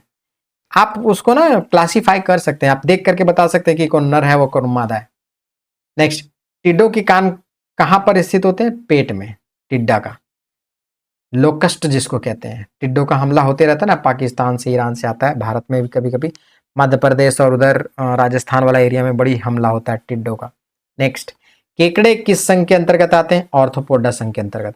झींगा किस संघ के अंतर्गत आता है? ऑर्थोपोडा संघ के अंतर्गत। एक तितली के काया पलट में तीसरा चरण कौन सा होता है? प्यूमा।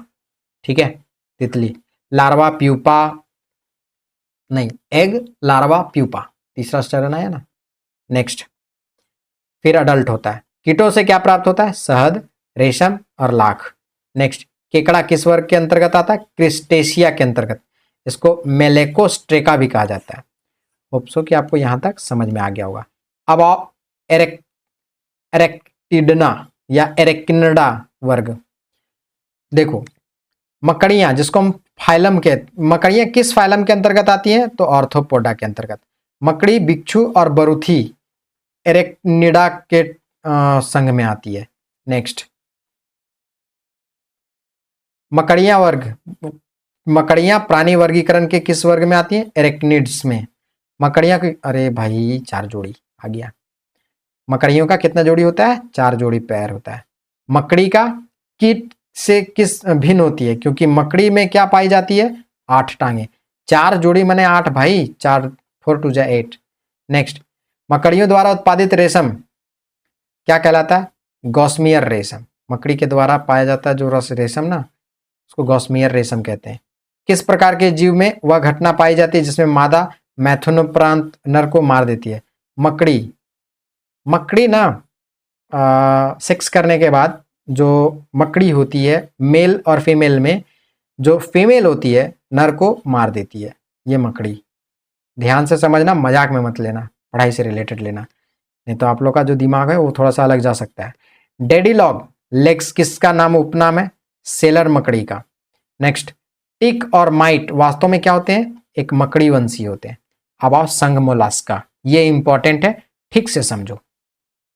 देखो, जंतु जगत का सबसे बड़ा यही ऑर्थोपोडा था, इसके पहले वाला, लेकिन दूसरा सबसे बड़ा मोलास्का।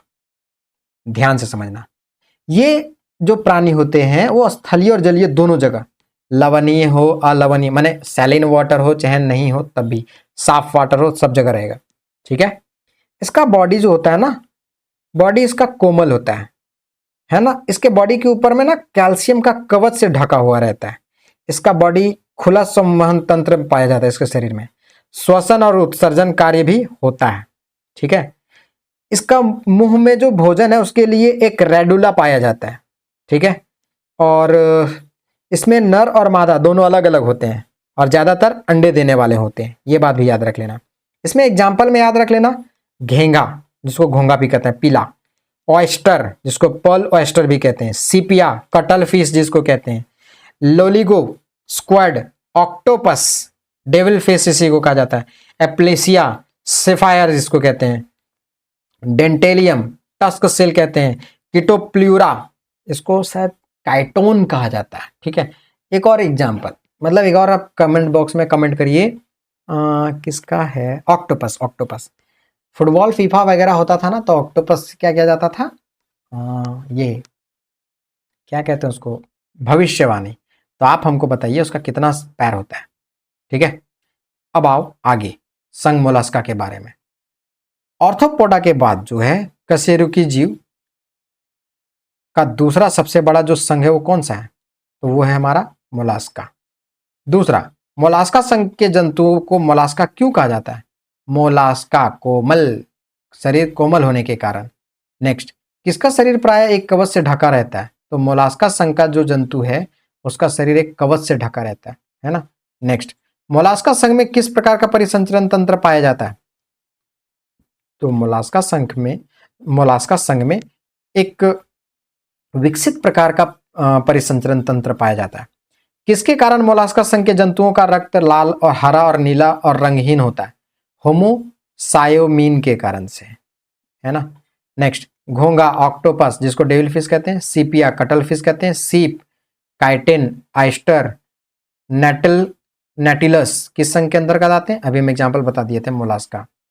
मोलास्का के मुंह में एक रेती जैसी तेज खाने वाली अंग होता है जिसको रेडुला कहते हैं। मोलास्का संघ के फ्रंट में खाने के लिए होता है रेती जैसी, इसको रेडुला कहा जाता है। सॉरी। नेक्स्ट देखो, कौन सा जीव अपना लिंग बदल सकता है? घोंगा जिसको सेल कहते हैं। नेक्स्ट, एक कर्णसिपी क्या होता है? एक भक्षणीय समुद्री घोंगा। नेक्स्ट, ऑक्टोपस क्या है? मृदु कवची। कभी मौका मिले ना तो अंडमान एंड निकोबार आइलैंड जाएंगे तो वहां पर शायद सी डाइविंग होता है, वहां जाएंगे ना तो अंदर डाइव करेंगे तो आपको दिखेगा वो सब चीजें, तो वहां पर दिख जाएगा कि कैसा होता है वो ऑक्टोपस, कैसा मृदु क्वचित, एकदम सॉफ्ट मोलास्का जैसा। मोलास्का कहीं है। ऑक्टोपस को किस अन्य नाम से जाना जाता है? डेविल फिश इसी को कहा जाता है। भाई ऑक्टोपस अगर बड़ा रहा ना तो तुमको दबा देगा। ऑक्टोपस किस संघ के अंतर्गत आता है? मोलास्का संघ के अंतर्गत। ऑक्टोपस का खून किस रंग का होता है? नीला। रेड होता है ह्यूमन बीइंग का, बाकी जानवर का भी। व्हाइट होता है कॉकरोच का, और नीला होता है ऑक्टोपस का। इतना बढ़िया बढ़िया चीज क्वेश्चन है भाई, संभाल लेना ठीक से।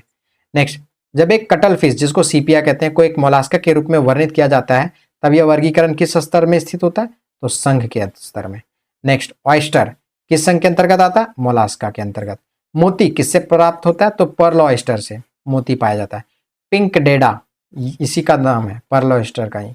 नेक्स्ट, सबसे बड़ा अकशेरुकी कौन है? स्क्विड, जिसका जो 12 से 14 मीटर होता है। होप सो कि आपको यहां तक भी क्लियर हो गया होगा। अब आओ इक्नोडर्मेटा, ठीक है।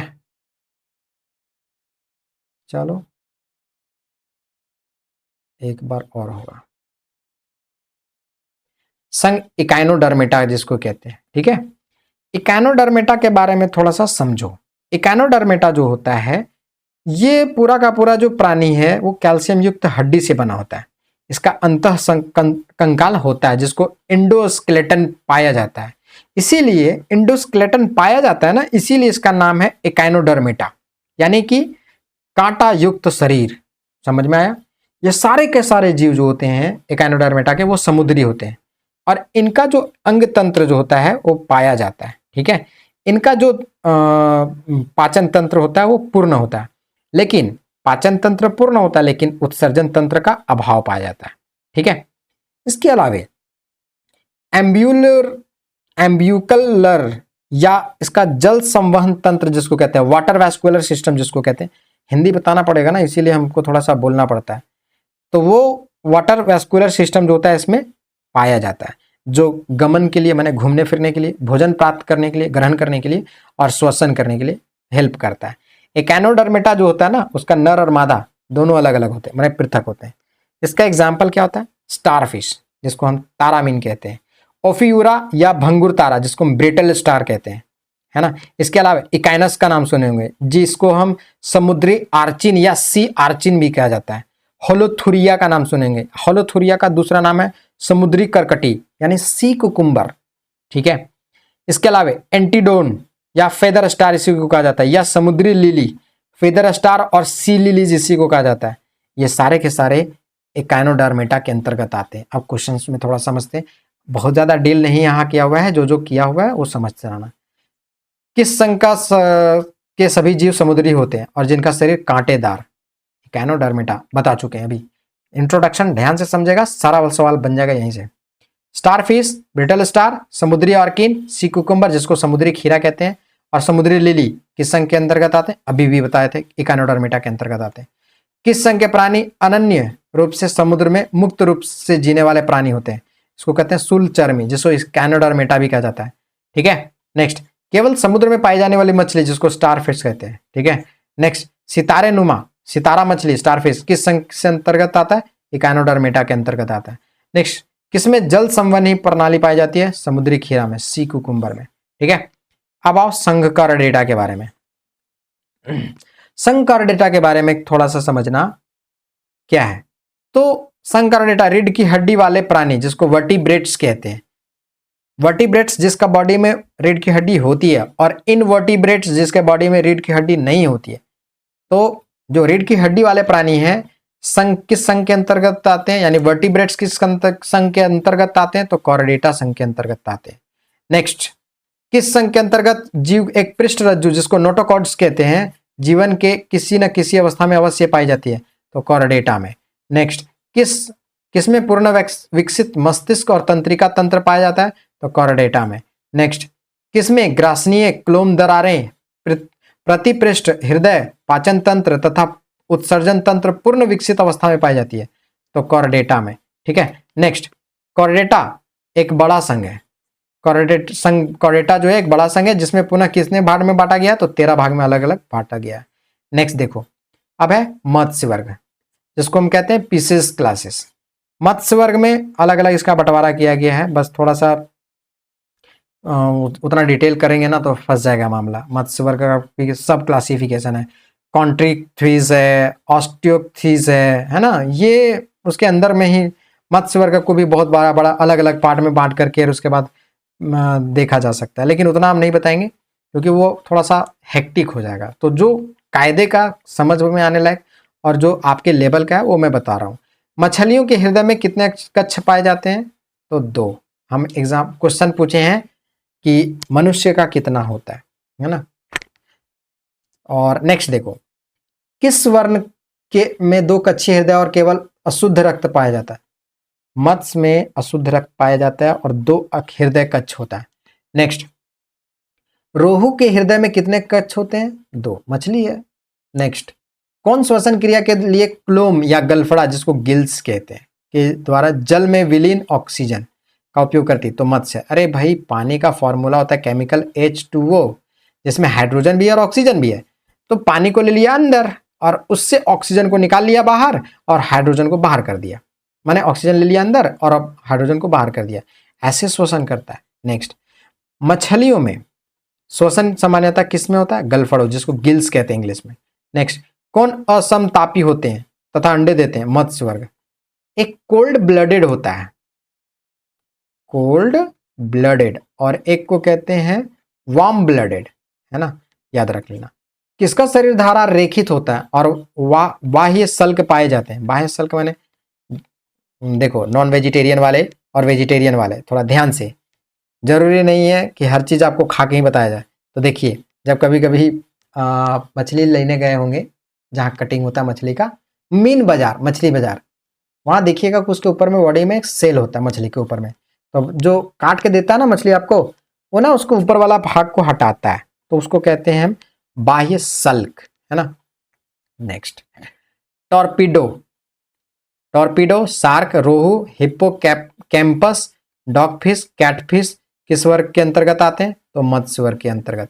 टॉर्पीडो, आप एक और चीज याद रखिएगा, जो शिप में लड़ाई लड़ने के लिए शिप के अंदर में, या उसको क्या कहते हैं, उसको सबमरीन में टॉर्पीडो होता है। जो समुद्र के अंदर लड़ाई होता है वो टॉर्पीडो से होता है। जैसे मिसाइल हम लोग छोड़ते हैं ना बाहर में, ब्रह्मोस छोड़ दिए, आकाश छोड़ दिए, इसके अलावा और भी जितने भी हैं, पृथ्वी छोड़ दिए, अग्नि छोड़ दिए, उसी तरह पानी के अंदर में टॉर्पीडो छोड़ा जाता है ताकि वो सामने वाला का सबमरीन को ध्वस्त करे। एक गाजी अटैक करके एक मूवी है, देखिएगा, उसमें टॉर्पीडो का इस्तेमाल कैसे किया गया 1971 के वार में, ठीक है, वो आपको ठीक से समझ में आ जाएगा। नेक्स्ट देखो, कौन सबसे जहरीली मछली है? इसको कहते हैं पफ्फर मछली, जिसको पफ्फर फिश भी कहा जाता है। जहरीली मछली होती है, खा मत लेना, निपट जाओगे। जमी हुई झील के अंदर मछलियां कैसे जीवित रह सकती हैं?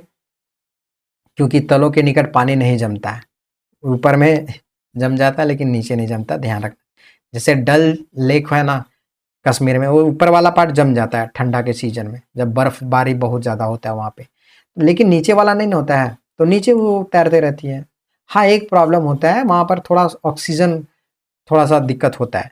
जल से बाहर निकाल लेने पर मछलियाँ क्यों मर जाती है? श्वास नहीं ले पाती हैं, ठीक है। पानी नहीं मिलता है तो बॉडी के अंदर में उसका वाटर नहीं जाएगा, गिल्स है तो उसको अंदर नहीं ले पाएगा।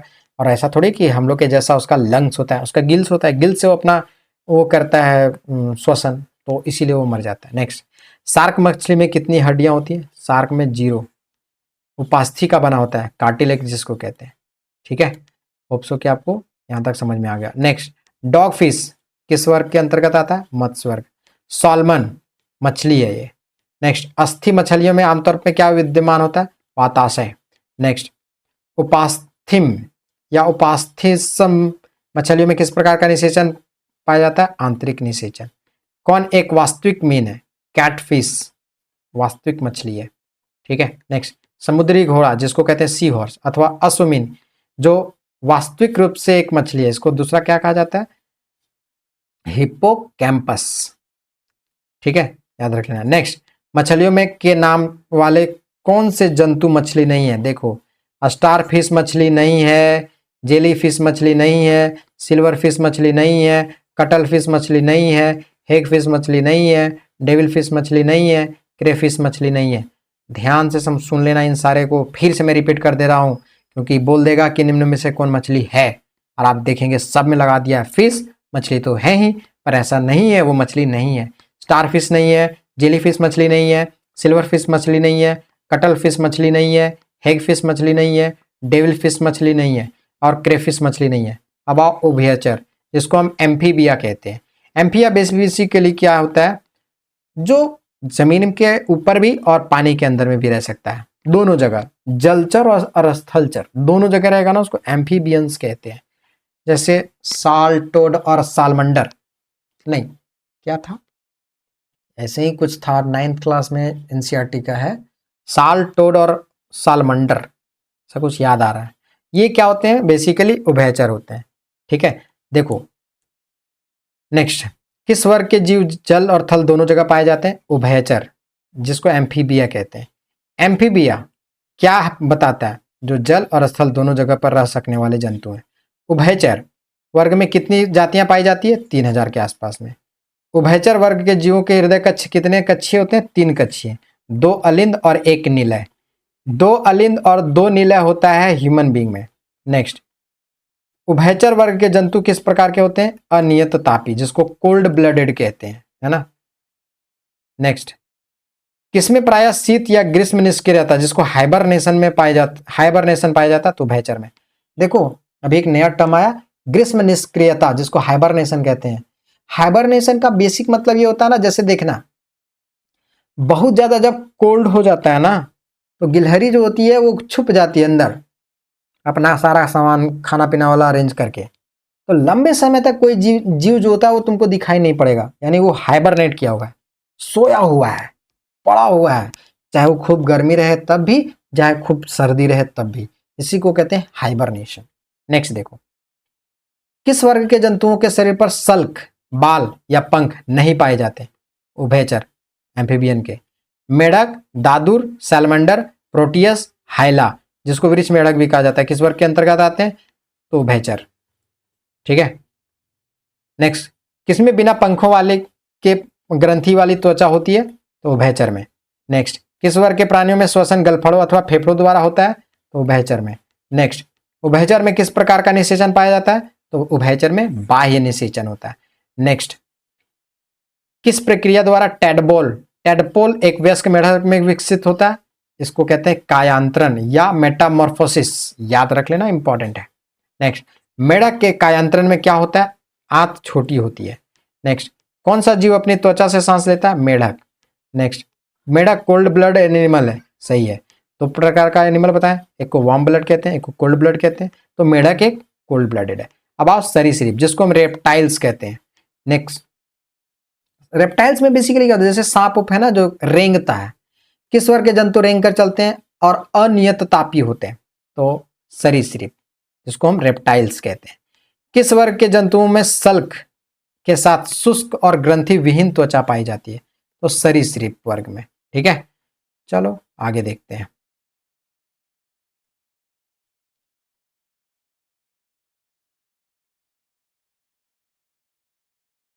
देखो आगे, नेक्स्ट हमारा है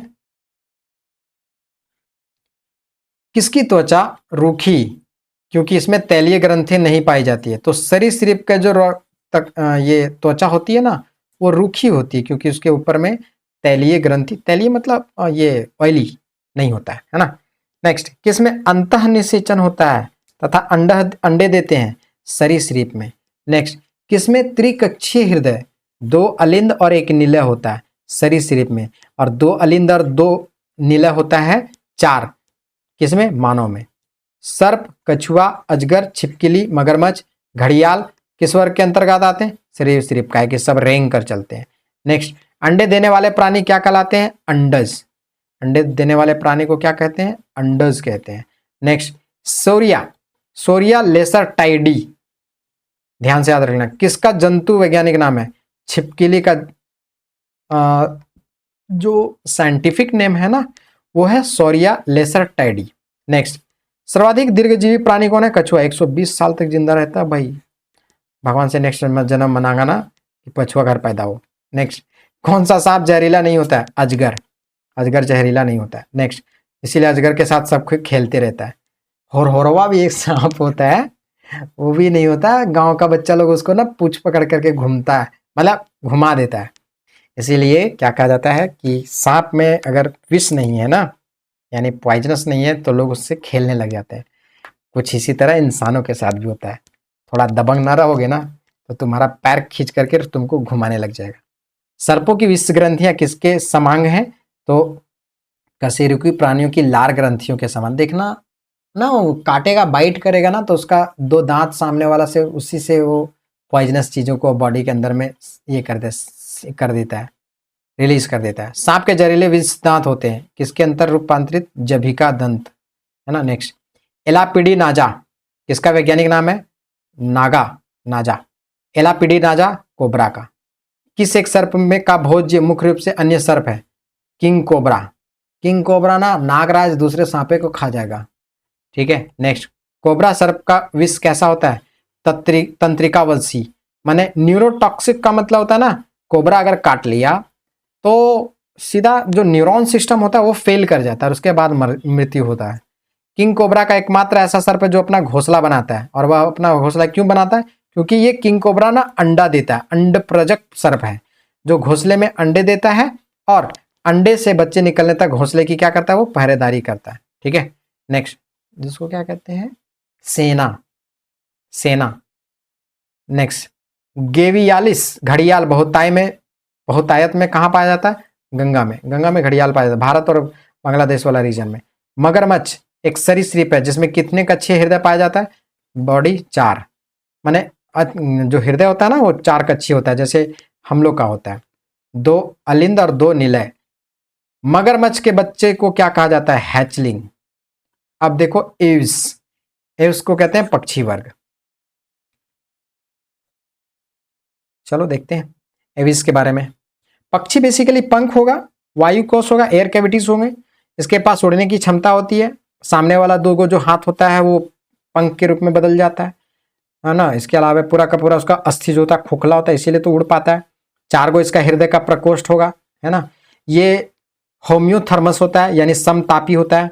श्वसन जो होता है इसका फुसफुस से होता है, ठीक है। और अंडा देने वाली होती है ज्यादातर, ठीक है। बॉडी में गुर्दा, फेफड़ा और टेस्टिस 2-2 होते हैं, ठीक है। और इसके बारे में और क्या है, चलो क्वेश्चन देखते हैं यहां। सबसे पहला,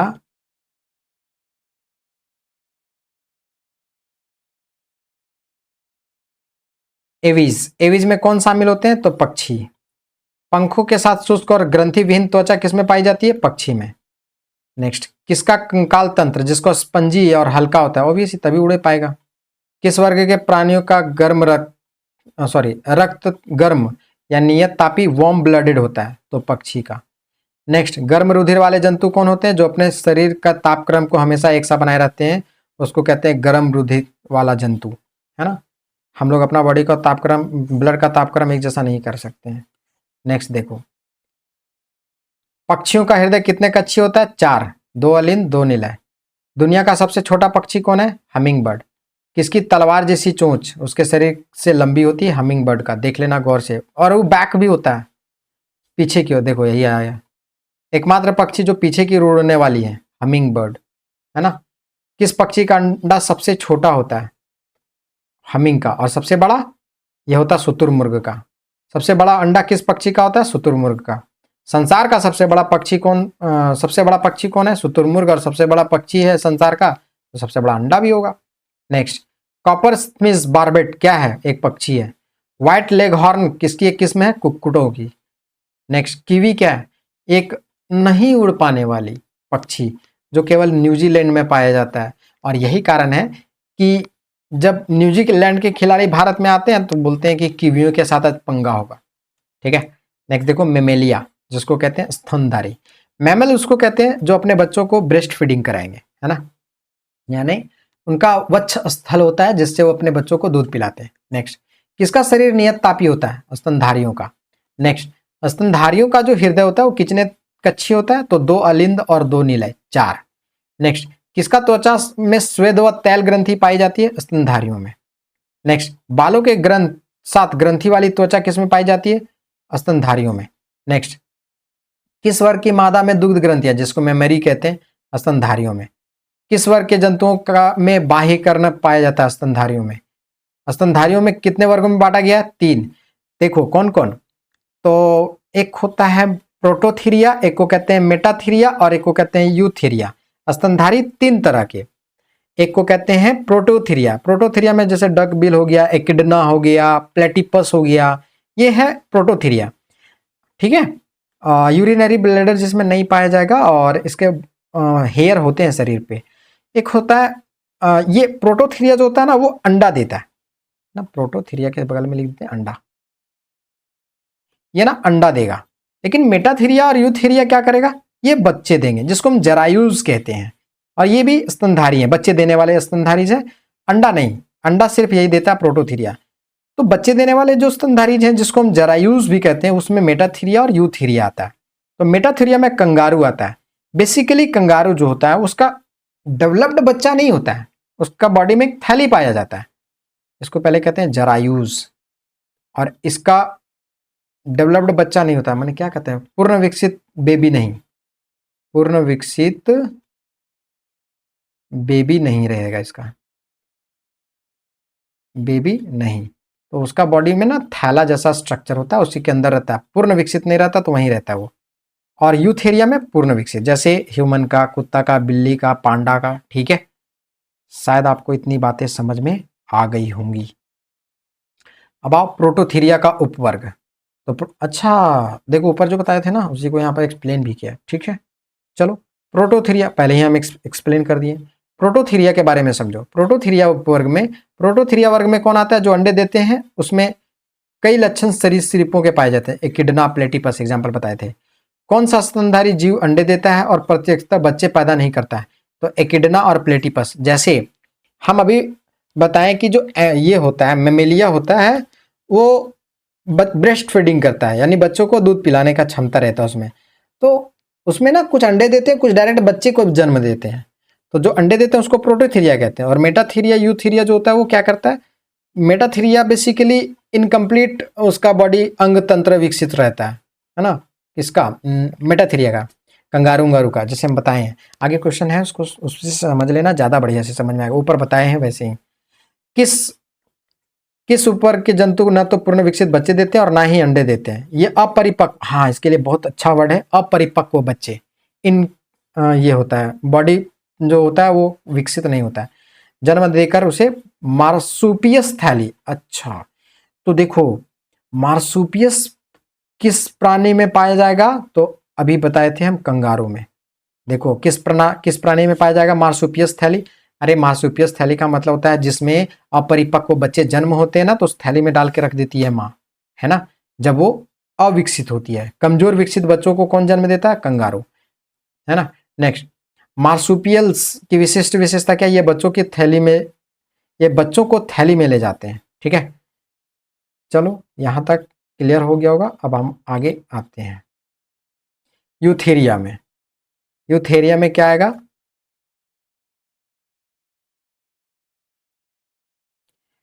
यूथेरिया उपवर्ग में किस उपवर्ग में पूर्ण विकसित स्तनधारी आते हैं? यूथेरिया में blue whale, dolphin, seal, dugong, pangolin, छुछुंदर, चूहा, खरगोश, कुत्ता, हाथी, चमगादड़ और मनुष्य किस में आएगा? यूथेरिया में। बताए थे ना, यूथेरिया बेसिकली जो कंप्लीट प्लेसेंटल मैमल्स होता है, बेसिकली ना जिसका कंप्लीट बच्चा होता है, मतलब कंप्लीट मतलब ये नहीं कि बड़ा आता है, मतलब वो कंप्लीट उसका बॉडी अंग तंत्र इसका विकसित हो गया रहता है। सबसे बड़े स्तनपाई कौन है? तो वो है ब्लू व्हेल, धरती पर का। व्हेल किस प्राणी जगत का है? तो वो मैमेलियन है, अपने बच्चों को दूध पिलाती है। नेक्स्ट, दांत वाले व्हेलों में कौन सी विशालतम है? Sperm whale. 50 से 55 फीट लंबा और 35 से 45 टन वजन होता है इसका। डॉल्फिन, डॉल्फिन भी स्तनी वर्ग से संबंधित है। नेक्स्ट, पृथ्वी पर सबसे बुद्धिमान जानवर कौन है स्तनधारी? तो डॉल्फिन है। नेक्स्ट, डॉल्फिन की सबसे बड़ी प्रजाति का नाम आर्का है, जिसे क्या कहते हैं? किलर व्हेल कहते हैं। आर्का जो है वो किलर व्हेल है ना। नेक्स्ट, ये डॉल्फिन प्रजाति से संबंधित है। नेक्स्ट, डॉल्फिन को के समूह को क्या कहा जाता है? तो पॉड। डॉल्फिन के समूह को पॉड कहा जाता है। नेक्स्ट, सील मछली द्वारा किए गए आवाज को क्या कहते हैं? बार्क। अरे वैसे भी बार्क मतलब भौंकना होता है, तो सील मछली के द्वारा वो बार्क किया जाता है। नेक्स्ट, सील किस जाति से संबंधित है? स्तनपायी। नेक्स्ट, रोडेंसिया म्यूरिडी किसका वैज्ञानिक नाम है? चूहा का। चूहा का वैज्ञानिक नाम रोडेंसिया म्यूरिडी। नेक्स्ट, फेलिस कैटस बिल्ली का, ये तो जानते होंगे पहले से। कैनिस वल्पिस लोमड़ी का, कैनाइन होता है। कैनिस फैमिलियोरिस कुत्ते का, कैनाइन फैमिली का से बिलोंग करता है ना। एक ना जहाँ मैं जर्मन शेफर्ड से एक बार पंगा हुआ था, खतरनाक जानवर है भाई, खतरनाक कैनाइन है वो, काटा नहीं, बच गए। पेंथेरा टाइग्रिस, तो एक तो पता होगा बाघ का। विश्व का सबसे तेज जमीनी जानवर कौन सा है? चीता। पैन, खतरनाक दौड़ता है ये। नेक्स्ट, चीता का वैज्ञानिक नाम क्या है? एसिनोनिक्स ज्यूबेट्स। नेक्स्ट, एक्वस कैबलस किसका वैज्ञानिक नाम है? घोड़े का। एक्वस बर्चेली जेब्रा का। एक्वस एसिनस गधे का। ध्यान से, एक्वस एक्वस एक्वस, कैबेलस घोड़ा में, बर्चेली जेब्रा में और एसिनस गधा में। नेक्स्ट, हाथी, बालू, गेंडा किस वर्ग में आते हैं? स्तनधारी में। प्रोबोसिकस हाथी का क्या है? सूंड। ऑर्बोरियल एटेलिस किसका वैज्ञानिक नाम है? तो मकड़ी बंदर का। नेक्स्ट, एक बाघ और एक बंदर के बीच कौन सी बात अलग हो कर है? तो उसका ऑर्डर अलग है। पशुओं में छोटी आंत किसकी सबसे छोटी होती है? तो शेर की जो छोटी आंत होती है सबसे छोटी होती है। कौन सा प्राणी प्राध्वनि उत्पन्न कर सकता है? पायरोपाइसिस प्राध्वनि उत्पन्न कर सकता है। नेक्स्ट, कौन सा प्राणी उड़ने वाला स्तनपायी है? चमगादड़। उड़ने वाले जीव में सबसे कौन सा पक्षी वर्ग में नहीं आता है? चमगादड़। ध्यान रखना, उड़ता भी है लेकिन पक्षी में नहीं आता है, ठीक है। एक और चीज क्या कहते हैं उसको, अंटार्कटिका में आता है, पेंगुइन, उसके विषय में बताना। नेक्स्ट देखो, भारत के जंगली जीवन के संदर्भ में उड़ान लोमड़ी क्या है? एक चमगादड़। उड़न लोमड़ी चमगादड़ है एक। समुद्री गाय जिसको सी कॉ कहते हैं, सी कॉ कहते हैं। समुद्री सिंह किस वर्ग के अंतर्गत आते हैं? तो ये स्तनधारी वर्ग के अंतर्गत। नेक्स्ट, अंगोरा ऊन किससे निकाला जाता है? खरगोश से, अंगोरा। प्राय जो भालू गलियों में तमाशा दिखाता है वो क्या होता है? रीछ होता है। नेक्स्ट, पांडा भी उसी कुल का है जिसका भालू कुल है ना। भालू जिस कुल से है ना, उरी साइड जिसको कहते हैं, उसी से पांडा। और रेड पांडा जानते होंगे, एक्सटिंक्ट कर रहे हैं। नेक्स्ट, कुत्ता किस प्रकार का जानवर है? मांसाहारी। कुत्ता मांसाहारी है, लेकिन हम जिस जानवर शेफर्ड को जानते हैं वो शाकाहारी है यार। पेडिग्री खिलाया जाता है और उसको उतना रोटी खिलाया जाता है, दूध पिलाया जाता है। स्वान उपजातियों में कौन भौंकने में असमर्थ है? डिंगा बसेंजी स्वान। नीलगाय किस कुल से आती है? तो हिरन के कुल से। किस जंतु में खुर नहीं पाए जाते हैं? तो गिदड़ में। गिदड़ बेसिकली कुत्ता परिवार का है। नेक्स्ट, किस जंतुओं में खुर पाए जाते हैं? हिरन, घोड़ा और जेब्रा में। नेक्स्ट, कौन सा जानवर बिना पानी पिए सबसे लंबी अवधि तक रह सकता है? कंगारू चूहा, है ना। नेक्स्ट, कौन सा जानवर ठोस मूत्र उत्सर्जित करता है? कंगारू चूहा। इंपॉर्टेंट है, आया हुआ सवाल है ये।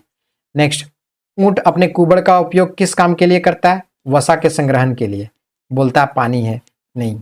नेक्स्ट, कौन से प्राणी अपने आंत्र में जल का संग्रह कर लेता है? आंत में करता है ऊंट, और कुबड़ में करता है वसा, फैट जिसको कहते हैं। मोटा आदमी को लंबे समय तक फास्टिंग करवाओ, उसका फैट बर्न आउट हो जाएगा। भाई मत करना, मोटे वाले लोग, भैया लोग मत करना। कौन सा जानवर रेसे की अच्छी तरह से नहीं पहुंच सकता है? तो सूअर। ठीक है। लंगूर किस वर्ग में आता है? वानर वर्ग में। नेक्स्ट, प्राणी जगत में किसे कपी महापरिवार का सदस्य को कहा जाता है? होमिनोइडिया। होमिनोइडिया परिवार कितनी शाखाएं हैं? 2। एक को कहते हैं हिनकपी और एक को कहते हैं महाकपी। याद रख लेना, ये इंपॉर्टेंट है। हिनकपी के अंदर में आता है गिब्बन, और मानव सदृश जो कपी है ना वो गिब्बन ही है। महाकपी के अंतर्गत कौन आता है? गोरिल्ला, चिंपैंजी, ओरंगटान, मनुष्य। ये महाकपी के अंतर्गत आता है। मतलब हम लोग जो है महाकपी के अंतर्गत से बढ़े पाए हैं। नेक्स्ट, कौन सा गुण मनुष्य को अन्य सभी वानर गुणों से पृथक करता है? जानने की इच्छा प्रकट करना। बेसिकली हम लोग भी एक जानवर है, बस हमारे पास क्या है? रैशनलिटी है, जिसको कहते हैं सोचने समझने की शक्ति। वर्तमान समय में मनुष्य की कपाल गुहा का आयतन कितने क्यूबिक सेंटीमीटर है? 1350 से 1500 क्यूबिक सेंटीमीटर होता है वेट हमारा कपाल का। ठीक है। लाटिनी अमेरिका में यूरोपीय और इंडियन मिश्रित वाले व्यक्ति को क्या कहा जाता है? इसको मैस्तीजो कहा जाता है। जीवित प्राणियों में कौन सा समूह एक ही स्पीसीज से संबंधित है? चीनी, अमेरिकी, भारतीय, काले अफ्रीकी। सब एक ही स्पीसीज से संबंधित है। ठीक है। अब नेक्स्ट चैप्टर अगले वीडियो में, चौथा नंबर चैप्टर है मोनेरा। होप सो कि आपको ये वीडियो अच्छा लगा होगा, समझ में आ गया होगा। अगर नहीं आ रहा है, कुछ रिकमेंडेशन है तो आप रिकमेंड जरूर करिएगा। ठीक है। और एक और चीज याद रख लीजिएगा कि जो इजी फॉर स्टडी वाला जो चैनल है ना, उसको आप सब्सक्राइब जरूर कर लीजिएगा। ठीक है। टाइम क्लासेस झारखंड के अलावे इजी फॉर स्टडी जो है, ठीक है, वो उसको आप सब्सक्राइब इसलिए कर लीजिएगा क्योंकि अब जो इंपॉर्टेंट करंट अफेयर से संबंधित जो वीडियो होगा ना, वो आपको वहां पर दिया जाएगा, इस इजी फॉर स्टडी वाला वीडियो में जो चैनल है। क्योंकि आप लोगों ने, बहुत सारे लोग इसमें चैनल को सब्सक्राइब करके नहीं रखे हैं, और हम लोग ना अब इस पे भी काम करने वाले हैं। जो करंट अफेयर है, जीडी क्लास होने वाला है जो सेंट्रल गवर्नमेंट का, वो वहां पर दिया जाएगा इसमें। ठीक है। तो आप ना इस इजी फॉर स्टडी जो यूट्यूब चैनल है, इसको, ये हम ही लोग का है, तो इसको जाकर के सब्सक्राइब जरूर कर लीजिएगा। जैसे कि आपका जो यहाँ पर करंट अफेयर और जनरल स्टडी की जो पढ़ाई की जाएगी ना, जीडी के लिए और नेशनल लेवल का और इंटरनेशनल लेवल का, वो आपको यहाँ से मिल जाएगा। ठीक है। वो वाला इसमें वीडियो नहीं जाएगा, टाइम क्लासेस में नहीं जाएगा, वो इजी फॉर स्टडी में जाएगा। तो हम आप लोग को पहले से ही खबर दे रहे हैं, तो आप इसको जरूर सब्सक्राइब कर लीजिएगा। ठीक है। चलो बाकी मिलते हैं नेक्स्ट वीडियो में, तब तक के लिए थैंक यू वेरी मच।